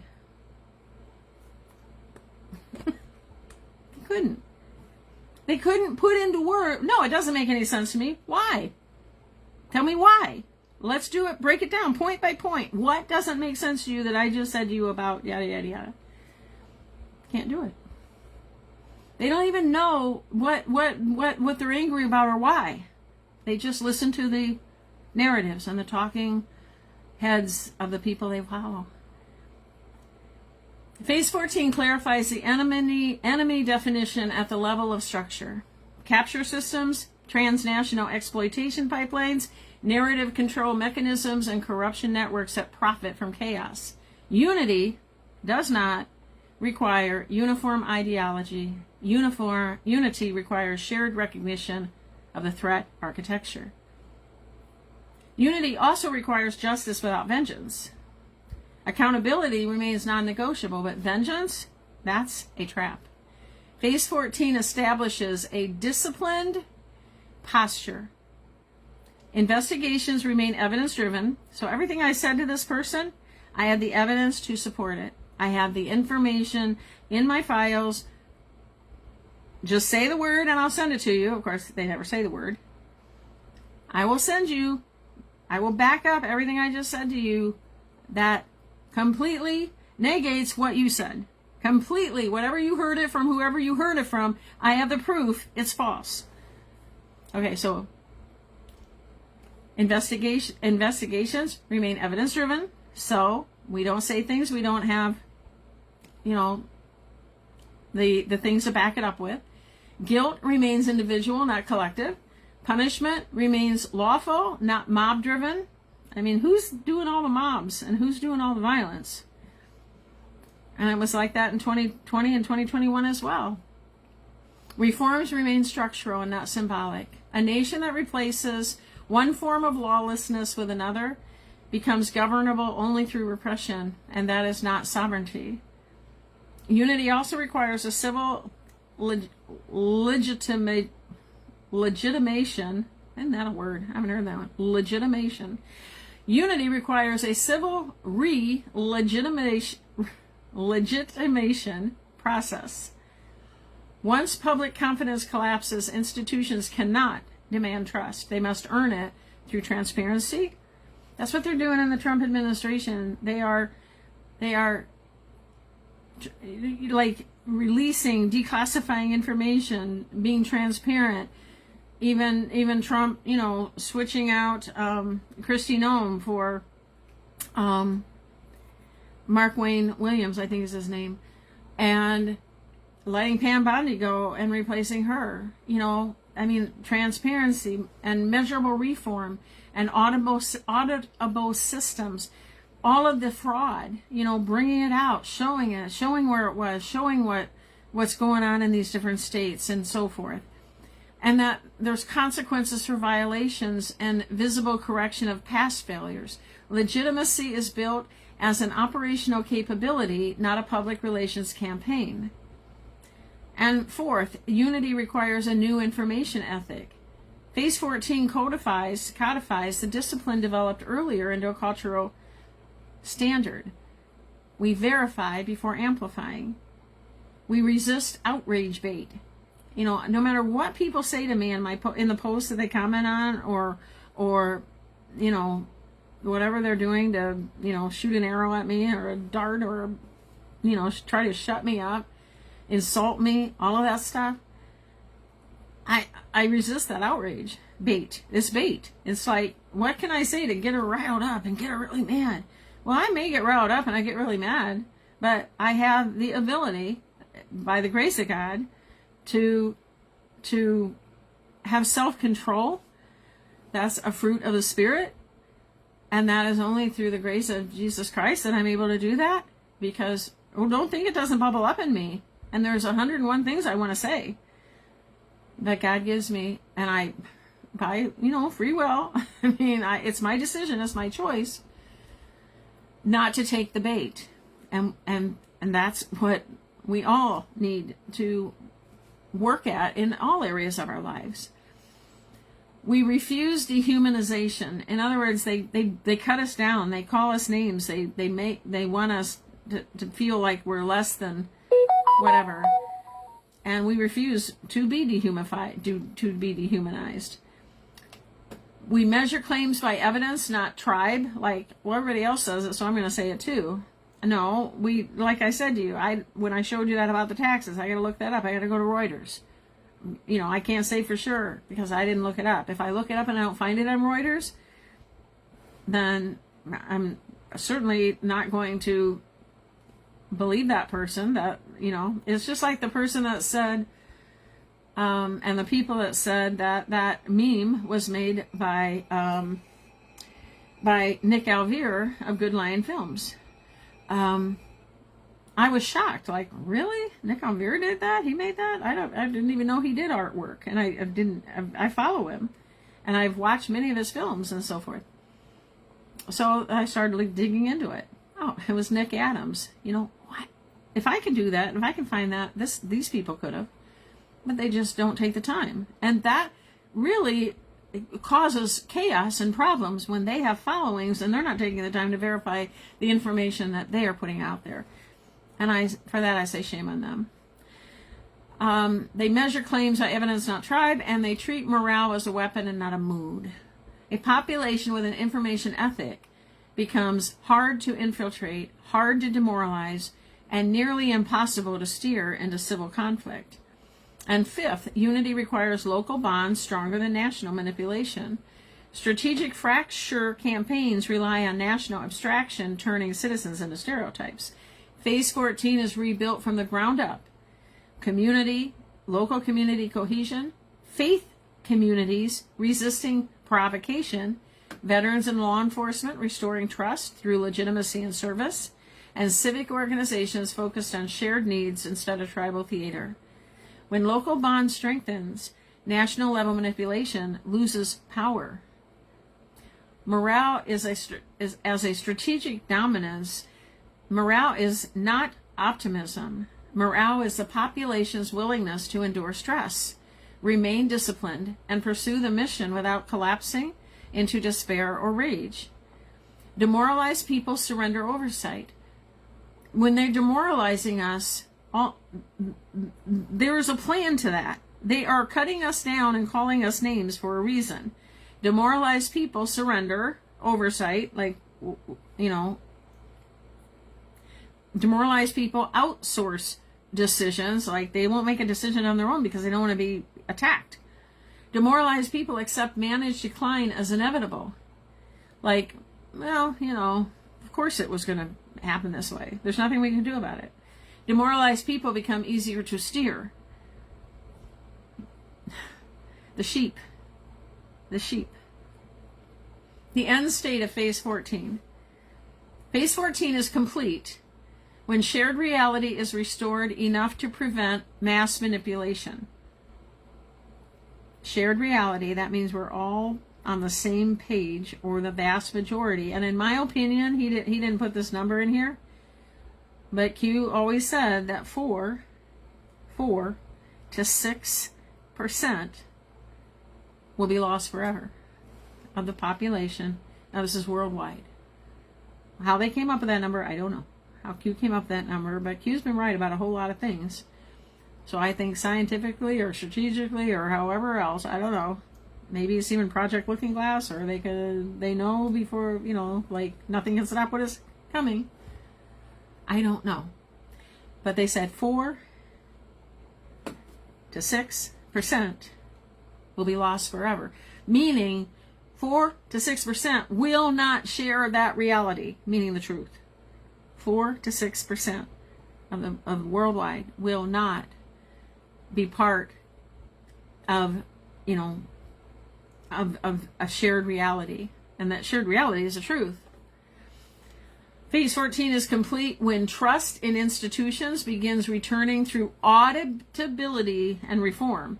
So we don't trust the government right now. We don't trust the people who have been supposedly the people that we voted in, that we're supposed to be, keeping America first. And that's true in any country. We don't trust them anymore. So how do you get it back? Through auditability. There's got to be transparency, auditability, everything. The I's are dotted, the T's are crossed, and reform. So we're to see the changes, and we're going to see the accountability, the transparency of that. Unity becomes resilient to infiltration and provocation. When we're unified, we're resilient, we bounce back, and we're not going to be easy anymore to be deceived by the infiltrators or provoked by them either. Phase 4 is complete also when citizens can disagree politically without becoming enemies. Oh, it's just crazy to me how many people. I mean, I've seen these Facebook posts like that, people I know, like people I know. If you don't agree with me about this, that, or the other thing, you can just block me and stop following me because I don't want anything to do with you anymore. And sadly, that's on both sides. I've seen it on both sides. I'm going to say I've seen it more on the left or the TDS side, but I've even seen it on the conservative side, on the patriot side. And no, that's just so wrong. Citizens can disagree politically without becoming enemies. That phase 14 is complete when that happens, and phase 14 is complete when the nation transitions from exposure mode into rebuild mode. We are still in exposure mode. We are still in, just in the last few days, Red Cross, the Vatican, the Pope, things are coming out. Tulsi Gabbard, all this stuff on Obama, and the plan to impeach President Trump, and all of the proof has been, it's all like front and center. After all the exposures, when it's all done, all of them out, everything's out there. And as much as they don't want to believe it, even the far left is, except for that 4 to 6%, they're going to be on the same page. And that's the point when exposure mode is over and rebuild mode begins. And at that point, the enemy's primary weapon, which is fracture, no longer works. No longer works. The key takeaway from phase 14 is where the country becomes difficult to defeat. Not because everyone agrees, because everyone won't always agree on everything, but because a nation can no longer be steered into chaos through fear. Stand 6 feet apart or this weird little germ will get you. Oh, you're okay if you're 5 foot apart. And you're okay if you're 7 foot apart. Ooh, but that's 6 foot apart. You know, that little germ's going to get you. It's because a nation can no longer be steered into chaos through fear, deception, and controlled conflict. Unity becomes the shield. Morale becomes the weapon. Sovereignty becomes the outcome.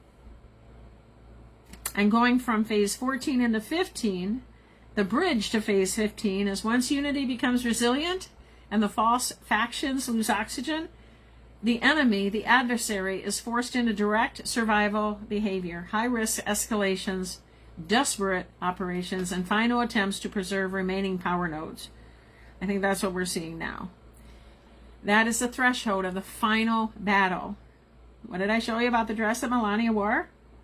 What was that? Like the final stage, or whatever the name of that dress was from the designer? That is when,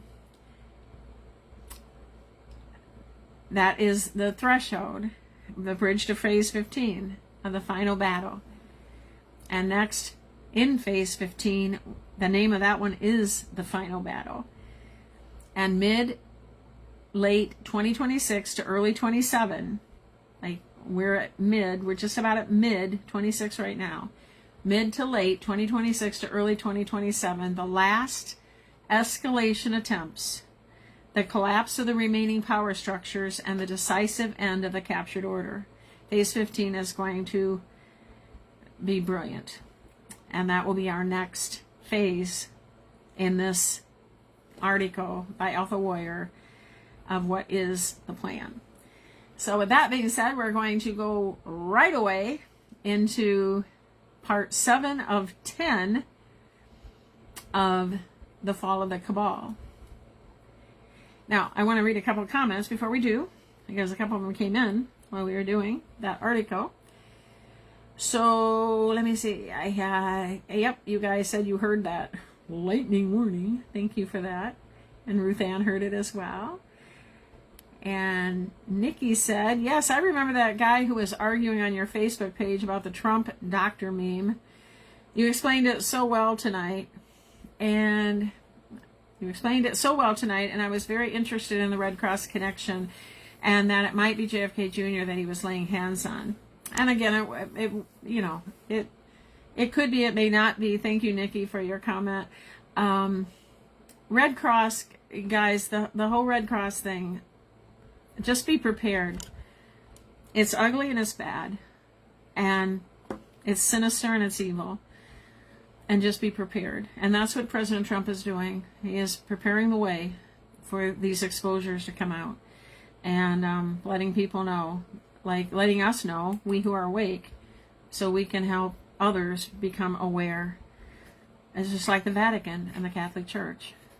The same thing. There are good Catholic people out there, there are good priests out there, and there are good, good people within that organization. But historically, the information and proof that is coming out will shock to the core those who do practice Catholicism, in my opinion. So thank you, Nikki, for your comment. And Kimberly is with us from Nipissing, Ontario, Canada. Welcome, Kimberly. I'm so glad that you are with us tonight as well. So our final segment is, again, Fall of the Cabal, part 7 of 10. And let me turn the camera around here. And we just got done with the part 6. As you can see, end of part 6 is right there in the camera. Okay, and we shall begin. And then we will close after. Please stay on to pray in agreement with our prayers at the end of the podcast. I truly appreciate that. And here is part 7 of 6, Fall of the Cabal.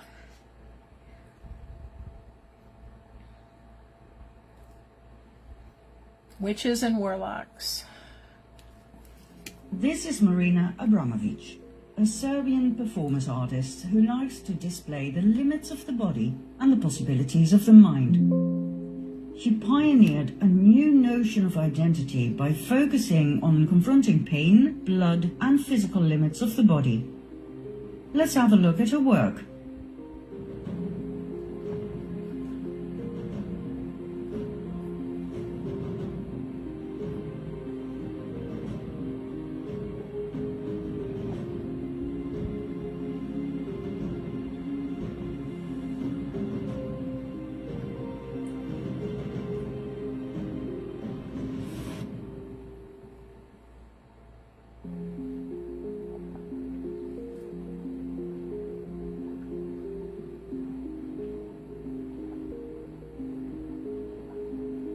In 1996, Abramovic introduced spirit cooking, a cookbook with essential aphrodisiac recipes, some of which call for the mixture of fresh breast milk and sperm milk. When WikiLeaks posted this, it definitely had my attention. Spirit cooking later took on the form of dinner party entertainment for her donors and friends. The link to cannibalism is obvious.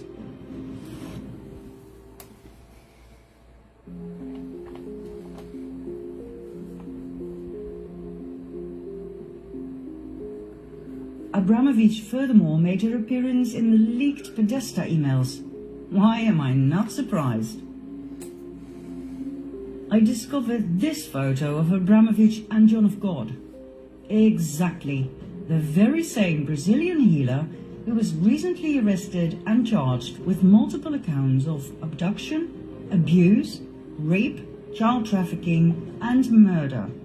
The very same personal healer of Bill Clinton.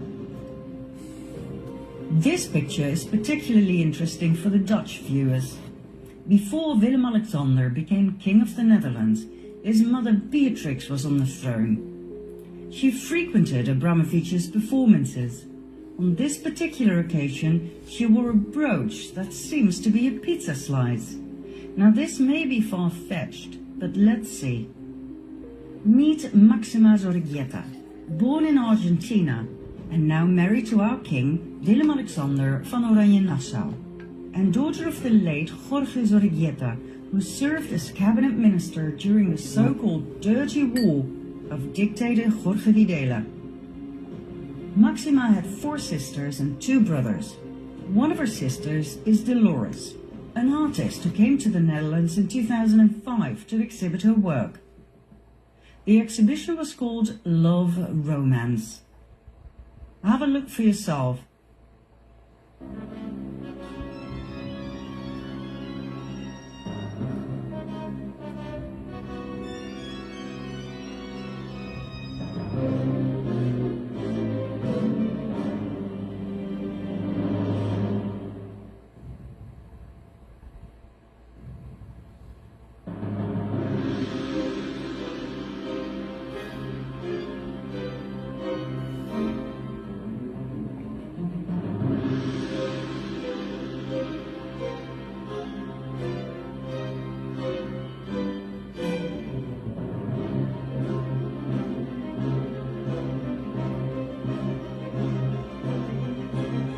Is it just me, or is this insane?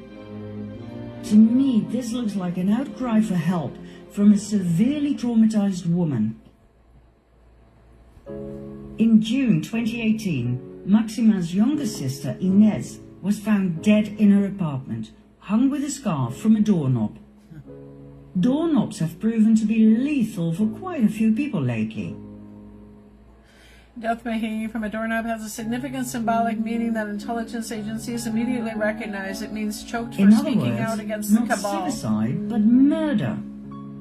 Was Inez Sorgueta about to spill the beans on the cabal? Is that why she was silenced? Could this be true? Let's have a look at some other doorknob victims. Number 1, Lorraine Scott, fashion designer and former girlfriend of Nathan Rothschild, one of the world's most wealthy families. According to her longtime lover, Mick Jagger, Lorraine was not suicidal. Number 2, Chris Cornell, lead singer of the rock band Soundgarden and Audioslave. According to his family, he suffered from depression due to being sexually abused as a child. He and his wife founded the Chris and Vicky Cornell Foundation to support children suffering the consequences of abuse and neglect. He and his best friend, Chester Bennington, were working on exposing an elite pedophile ring. Cornell was also the main financial backer for the documentary The Silent Children about child sex trafficking. After he died, the project was cancelled. According to his family, Cornell was not suicidal at the time of his death. Interesting detail contradicting the suicide theory was the blood on his head and on the ground. Was Cornell killed by a stroke on the head and strangulation by means of his exercise belt? Number 3, Chester Bennington, best friend of Chris Cornell and lead singer of Linkin Park. He died 2 months after Cornell. Bennington also suffered from depression due to being sexually abused as a child by a friend of the family. According to some sources, that friend was John Podesta, key player in Pizzagate. And when you look at the striking resemblance, Podesta could well be Chester's biological father. When Chester was 9 years old, his father abandoned the family after finding out the boy was not his son. Was Podesta both the pedophile family friend and the biological father of Chester Bennington? Is it a coincidence that the logo of his band looks like a broken version of the young boy lover symbol? Number 4, Tim Bergling, aka Avicii, world famous Swedish DJ, musician and record producer. According to the first news about his apparent suicide, Bergling was said to have hung himself from a doorknob. Later on, the narrative was changed into self-inflicted cuts with a broken wine bottle that led to heavy and lethal bleeding. It took almost 2 weeks for this official narrative to be published. Bergling's 2015 video clip For a Better Day clearly and shockingly shows child sex trafficking.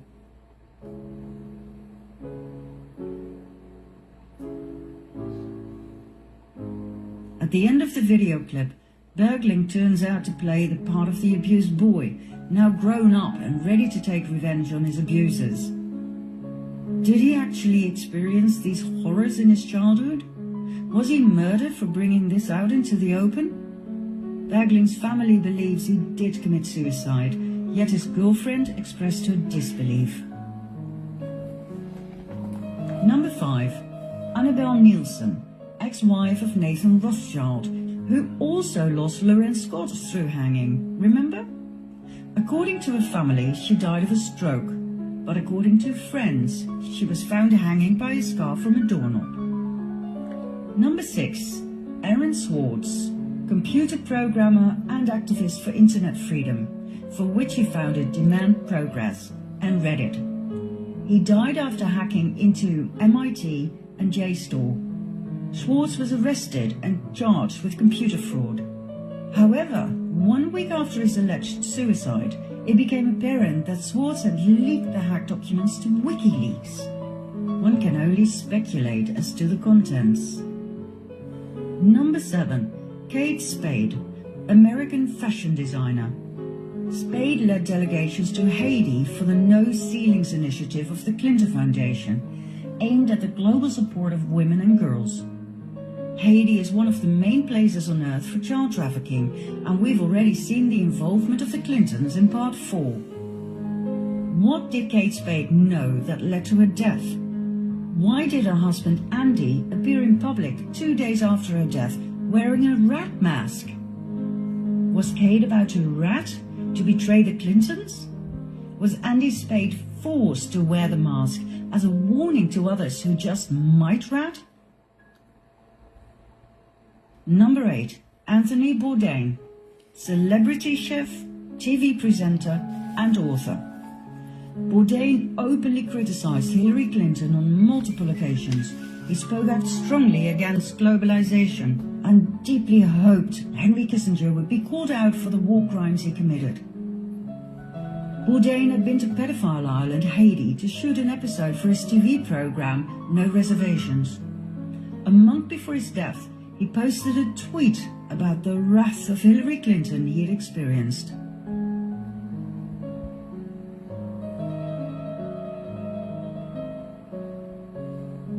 Followed by this one, even more outcalling.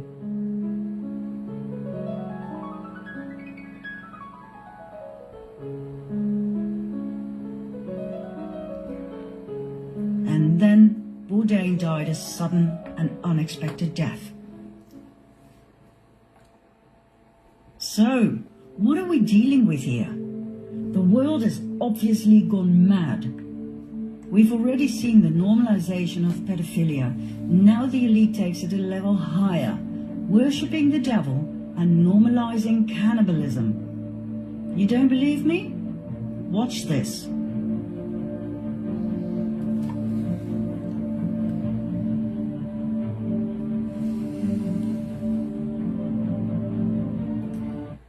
I'm going to read that for you guys. In case you're not watching it, I wanted to pause it because I didn't want it to go on. Christian Bale wins Golden Globe for his portrayal of former Vice President Dick Cheney in Vice. Thank you to Satan for giving me inspiration on how to play this role, he said in his speech. It's Katy Perry, Rihanna. Is this really the sign of the devil? Oh yes. Meet Anton LaVey, founder of the Church of Satan, giving the exact same sign. The same Church of Satan Chelsea Clinton is so fond of. The upside-down pentagram containing the horned one, plus the upside-down cross, it's all there.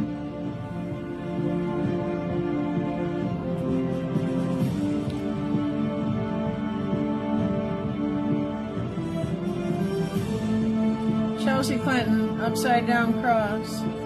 Hillary, So, upside down cross. We have Satan.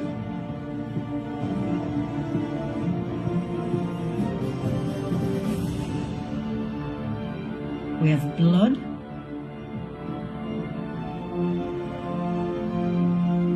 We have body parts.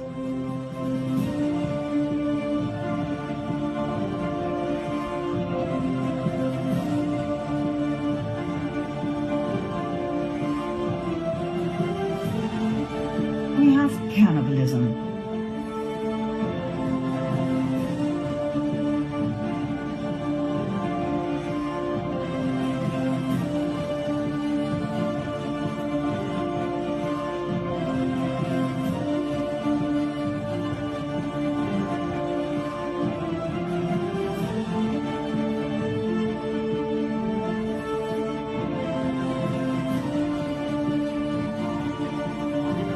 arguments against cannibalism are typically grounded in ignorance, cultural prejudice, and nonsensical spiritual beliefs. We take considerable care to ensure that all of our meat is produced legally and ethically and derived only from young, healthy bodies. That's from Statues of cannibalclub.org. Moloch, an expression of the .com. devil, are now watching over several American cities.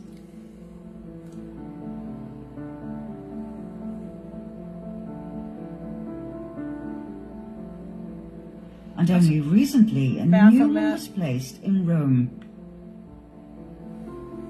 The Ark of Baal in the honor of the god who demanded child sacrifice. The arch was rebuilt in New York and London. That's the original temple arch in Palmyra, Syria. Let's go back to the Dutch royal family and see how far this insanity goes. You've already met King Willem-Alexander and his beautiful Argentinian wife Maxima. They both have very interesting fathers. Maxima's father, Jorge Zorrigueta, was Minister of Agriculture in the regime of General Jorge Videla, a military dictator who ruled Argentina from 1976 till 1981, and who was responsible for the kidnapping, torture, and murder of an estimated 30,000 people. As part of the Videla government, Zorrigueta must have known about the atrocities, but he claimed not to have been aware of the so-called Dirty War. In 2006, Zorrigueta was discredited once again during a lawsuit against the top of the Banca Repubblica for money laundering the profits of drugs and weapons trade. Zorrigueta was on the board of directors between 86 and 96, the time of major deals between the bank and drug cartels. But once again, he came out clean due to bribery and corruption. His daughter Maxima didn't meet Willem-Alexander until 1999 in Spain. At least that is the official narrative, which is weird, as the Dutch royal family had known the Zorriguetas for generations. Why did they lie about that? Prince Bernhard, Willem-Alexander's grandfather, frequented Argentina and the Zorriguetas even before World War II. Both families had a holiday mansion in Bariloche, a ski area with mostly German visitors and inhabitants. As a matter of fact, Bariloche was a Nazi den where many SSers and Nazi scientists went during Operation Paperclip. A secret service program in which more than 1,600 German scientists, engineers, and technicians were taken from Germany and the U.S. to the USA government employment primarily I was between taught in school that the Nazi leaders were all 1945 convicted in and the something. Nuremberg trials, that justice was served. But did you know that only 10 Nazis were hanged and only 7 went to jail? That's it. The big Nuremberg trials, only 17 of them? Did you actually think, like I did, they all got what they deserved? Well, think again. They had way too much knowledge. Most of them were welcomed with open arms. NATO, NASA, they all loved them.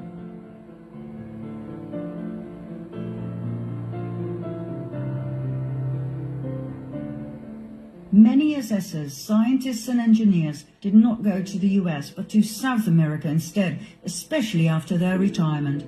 Argentina was very popular among them, especially the inhabitable Patagonia, where they were safe from post-war Nazi hunters. Bariloche was such a place. Big Nazi names such as Erich Priebke, responsible for and actively participating in the killing of 335 Italian men and boys in 1944. Reinhard Kops, SS officer who helped many Nazis escape to Argentina after the war. Josef Mengele, the Angel of Death from Death Camp Auschwitz, where he performed horrific experiments on children. And Adolf Eichmann, one of the major organizers of the Holocaust. All lived in Bariloche, later the favorite ski location of the Dutch royal family and the Zorriguetas. Both King Willem-Alexander's father and his grandfather were German. Both were part of the Nazi movement. Klaus von Amsberg, Willem-Alexander's father, was a member of the Hitler Youth. His parents were active participants in Hitler's NSDAP. When journalist Wim Klinkenberg wrote an article about Prince Claus's Nazi past in Panorama magazine of December 1965. Dutch Prime Minister Cals personally interfered. He was stiffed about the contents of the article, in which clear evidence was presented that completely contradicted the official story about our prince's past. Cals ordered all 420,000 magazines that had only just been printed to be destroyed. Incriminating evidence, documents, letters, etc., against the Dutch royal family were stolen from journalist Klinkenberg's home. The people of the Netherlands were not to find out about the dark side of the royal family. King Willem-Alexander's grandfather, Bernhard von Lippe-Biesterfeld, was member of Hitler's NSDAP, the SA, and the SS, where he served Himmler's elite cavalry, the Equestrian SS.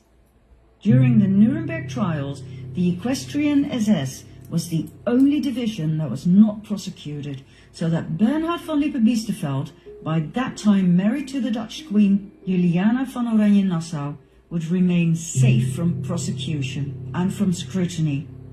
Do you realize how much power the Dutch royal family must have had to accomplish this? I wonder how many Dutch people know about this. I was taught in school that Bernhard was a war hero, that he served the British Secret Service, that he even wanted all 200 Dutch SSers executed at the end of the war. So many lies. At his wedding with Queen Juliana, the orchestra was asked to play the Nazi song of the NSDAP. The director of the orchestra, Peter van Anrooy, refused, as did some of the musicians. But Bernhard made it happen. The song was played, many guests offered the Nazi salute, and the musicians who had been willing to play the song were later rewarded with a medal. During the war, Royal Shell gave millions of tons of crude oil to Hitler for free, a deal set up by Prince Bernhard. The crude oil was used for the Nazi tanks to invade and conquer the Netherlands. The people of the Netherlands were handed over to the Nazis by their royal family. Most Dutch people are completely unaware of this, even though these facts are quite easy to find when you start searching for the truth. We've just never been told. Bernhard was corrupt to the core. He accepted a major bribe, $1.1 million, from Lockheed in 1976. He was scrutinized for being president of the Worldwide Fund for Nature and the Prince Bernhard Nature Fund, while being a passionate hunter and killer. More about Bernhard's hunting parties in a bit. Bernhard was a notorious womanizer. The maids of the royal palaces were terrified of him and knew very well they had to keep their doors locked at night. He had several illegitimate children, two of whom he officially acknowledged, Alexia and Alicia. Juicy little detail is that Alicia's mother was the daughter of Nazi test pilot Hannah Reich and Werner von Braun. That's right, the Nazi rocket scientist who was welcomed by the US in 1945 during Operation Paperclip to continue his work for NASA. Werner von Braun and Bernhard both had served in Himmler's cavalry, the Equestrian SS. They went way back. In 1952, Bernhard visited his old buddy Werner and took advantage of his daughter and left her pregnant. After that, he was no longer on speaking terms with the mother of his illegitimate child, as he put it himself. Bernhard was a much more powerful assessor than most people realize. Before, during, and after World War II, he cherished and maintained his contact and friendships with other SS officers, both in Argentina, where he went on so-called trade missions for the Netherlands, and in Germany, which has always been denied by the royal family and the Dutch Central Intelligence Agency. Bernhard also founded the Bilderberg Group, where political and industrial leaders gather once a year to discuss, well, nobody really knows, as it's highly secretive. You can only become part of this exclusive group upon invitation. When Prime Minister Luns tried to enter the conference in 1977, he was literally thrown out. There's one thing all researchers agree on. The Bilderberg Group is definitely cabal. There's one more thing Bernard was known for, and this is where it gets really dirty. It's the main reason why I put so much emphasis on our royal family. And this is something everybody needs to know. Come quickly to part 8.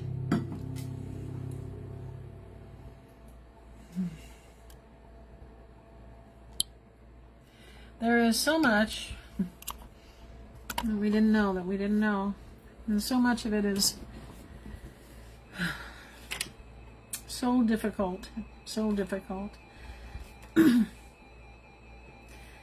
I learned it years ago, and that's what drove my passion to keep doing this. I mean, yes, God called me to it, but there's a deep yearning passion within me because of this, because of all the evil, that whatever in my little part of the world, and whatever, any contribution I can make in this war, good versus evil, to annihilate, decimate, and eradicate this evil, that's what I'm passionate about. And I know that's why God led me to it so early in my journey. It was the first thing, was all the everything if it's the first time you've learned it, or this just helps to solidify or confirm things that you've learned on your journey. Now, this was the first place God took me, was about the trafficking, about the cannibalism, about the babies, about the blood, about the adrenal stuff, the drug, about the organ harvesting, all of it. It was gut-wrenching, but it solidified in me the need. It solidified in me to know that, well, for one, if not me, who, and if not us, who? The only way things can change is if we step up, if we speak up, if we don't turn our head the other way because it's unpleasant. That's the only way things change. And all of you talking to your friends, all of you talking to your family, even when they turn their head away and they get mad at you or get mad at me, or they shoot their arrows and darts and they insult us, we're not doing it we're not doing it to make them mad. We're doing it because it's what God wants us to do for such a time as this, and that is seek the truth and then share the truth. And that's what we do with Seeking Truth Always. So with that, we're going to close tonight with prayer, as always, from the Q Military Intelligence Operation, the Q board, post drop number 4739. It was published, a prayer, this prayer that we're going to read, that I'm going to read with you, to you, pray with you in agreement. It was published on September 20th of 2020. 2020, almost 6 years ago. And when it was, I mean, they knew what we would be facing, the evil we would be facing, the spiritual, the war, the warfare, the spiritual warfare we would be facing. So as we bring this podcast to a close, let us pray together this prayer, and then followed by the Lord's Prayer, and then we will put this one in the books too. Strengthen our faith, Lord. Forgive us our sins so that we may be clean in your righteousness. Make us brave so we can stand and fight the spiritual battles that are in our lives and in the world. Give us your wisdom and discernment, Lord, so we will not be caught off guard. Together, Lord, we win, because in truth, you already have. While evil still roams, the power of your name and your blood rises up in victory against every evil planned against us. While malicious actions may disturb us, we use the armor of God that you have provided us with, equipped us with, so we can stand firm. You will bring justice in due time for all of the evil and needless violence aimed at your children. Until then, we remain in your presence, aligned with your purposes, Lord, and we look to you as our supreme commander and protector. Help us, Lord, to avoid temptation and deliver us from evil. Lord, you are the mighty one. You are the one that will ultimately bring all evil, just like Luke 8:17 said, all evil to light. With you, God, with you, Jesus, we are safe. Our Father who art in heaven, holy be thy name. Thy kingdom come, thy will be done on earth, thank you, Lord, as it is in heaven. Give us this day our daily bread, and forgive us our sins as we forgive those who sin against us.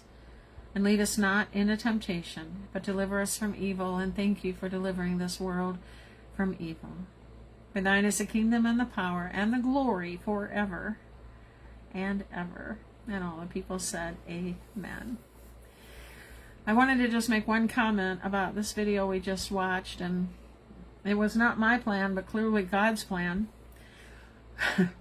When I showed you that Melania calm, and who were they entertaining but the king and the queen from the Netherlands? And the comment was made, and the information I shared with you, the person who created that post said, and we know the truth about the Netherlands. You learned the truth about the Netherlands in this part 7 of 10 of the fall of the Cabal, if you didn't know it before. And as Janet Ossebaard said, most of the Dutch don't know it. They have no idea. They've been lied to just like we have. Every nation, all of humanity has been lied to. Doesn't matter what country, doesn't matter where. All been lied to. They don't even know that there. And you might think, well, how could they not know that? Think of all the things we don't know about ours that has come to light, that God is bringing to light. And that's just evidence of it's not just here. And isn't it even more interesting now to think that when Melania wore that dress, the final battle against what? Evil. That's my belief. The king and queen of the Netherlands, just what's happened in that nation, not just that nation, but that nation, and she's wearing that dress, the final battle. When they were welcomed, when they spent their day at the White House with President Trump and Melania. There are no coincidences.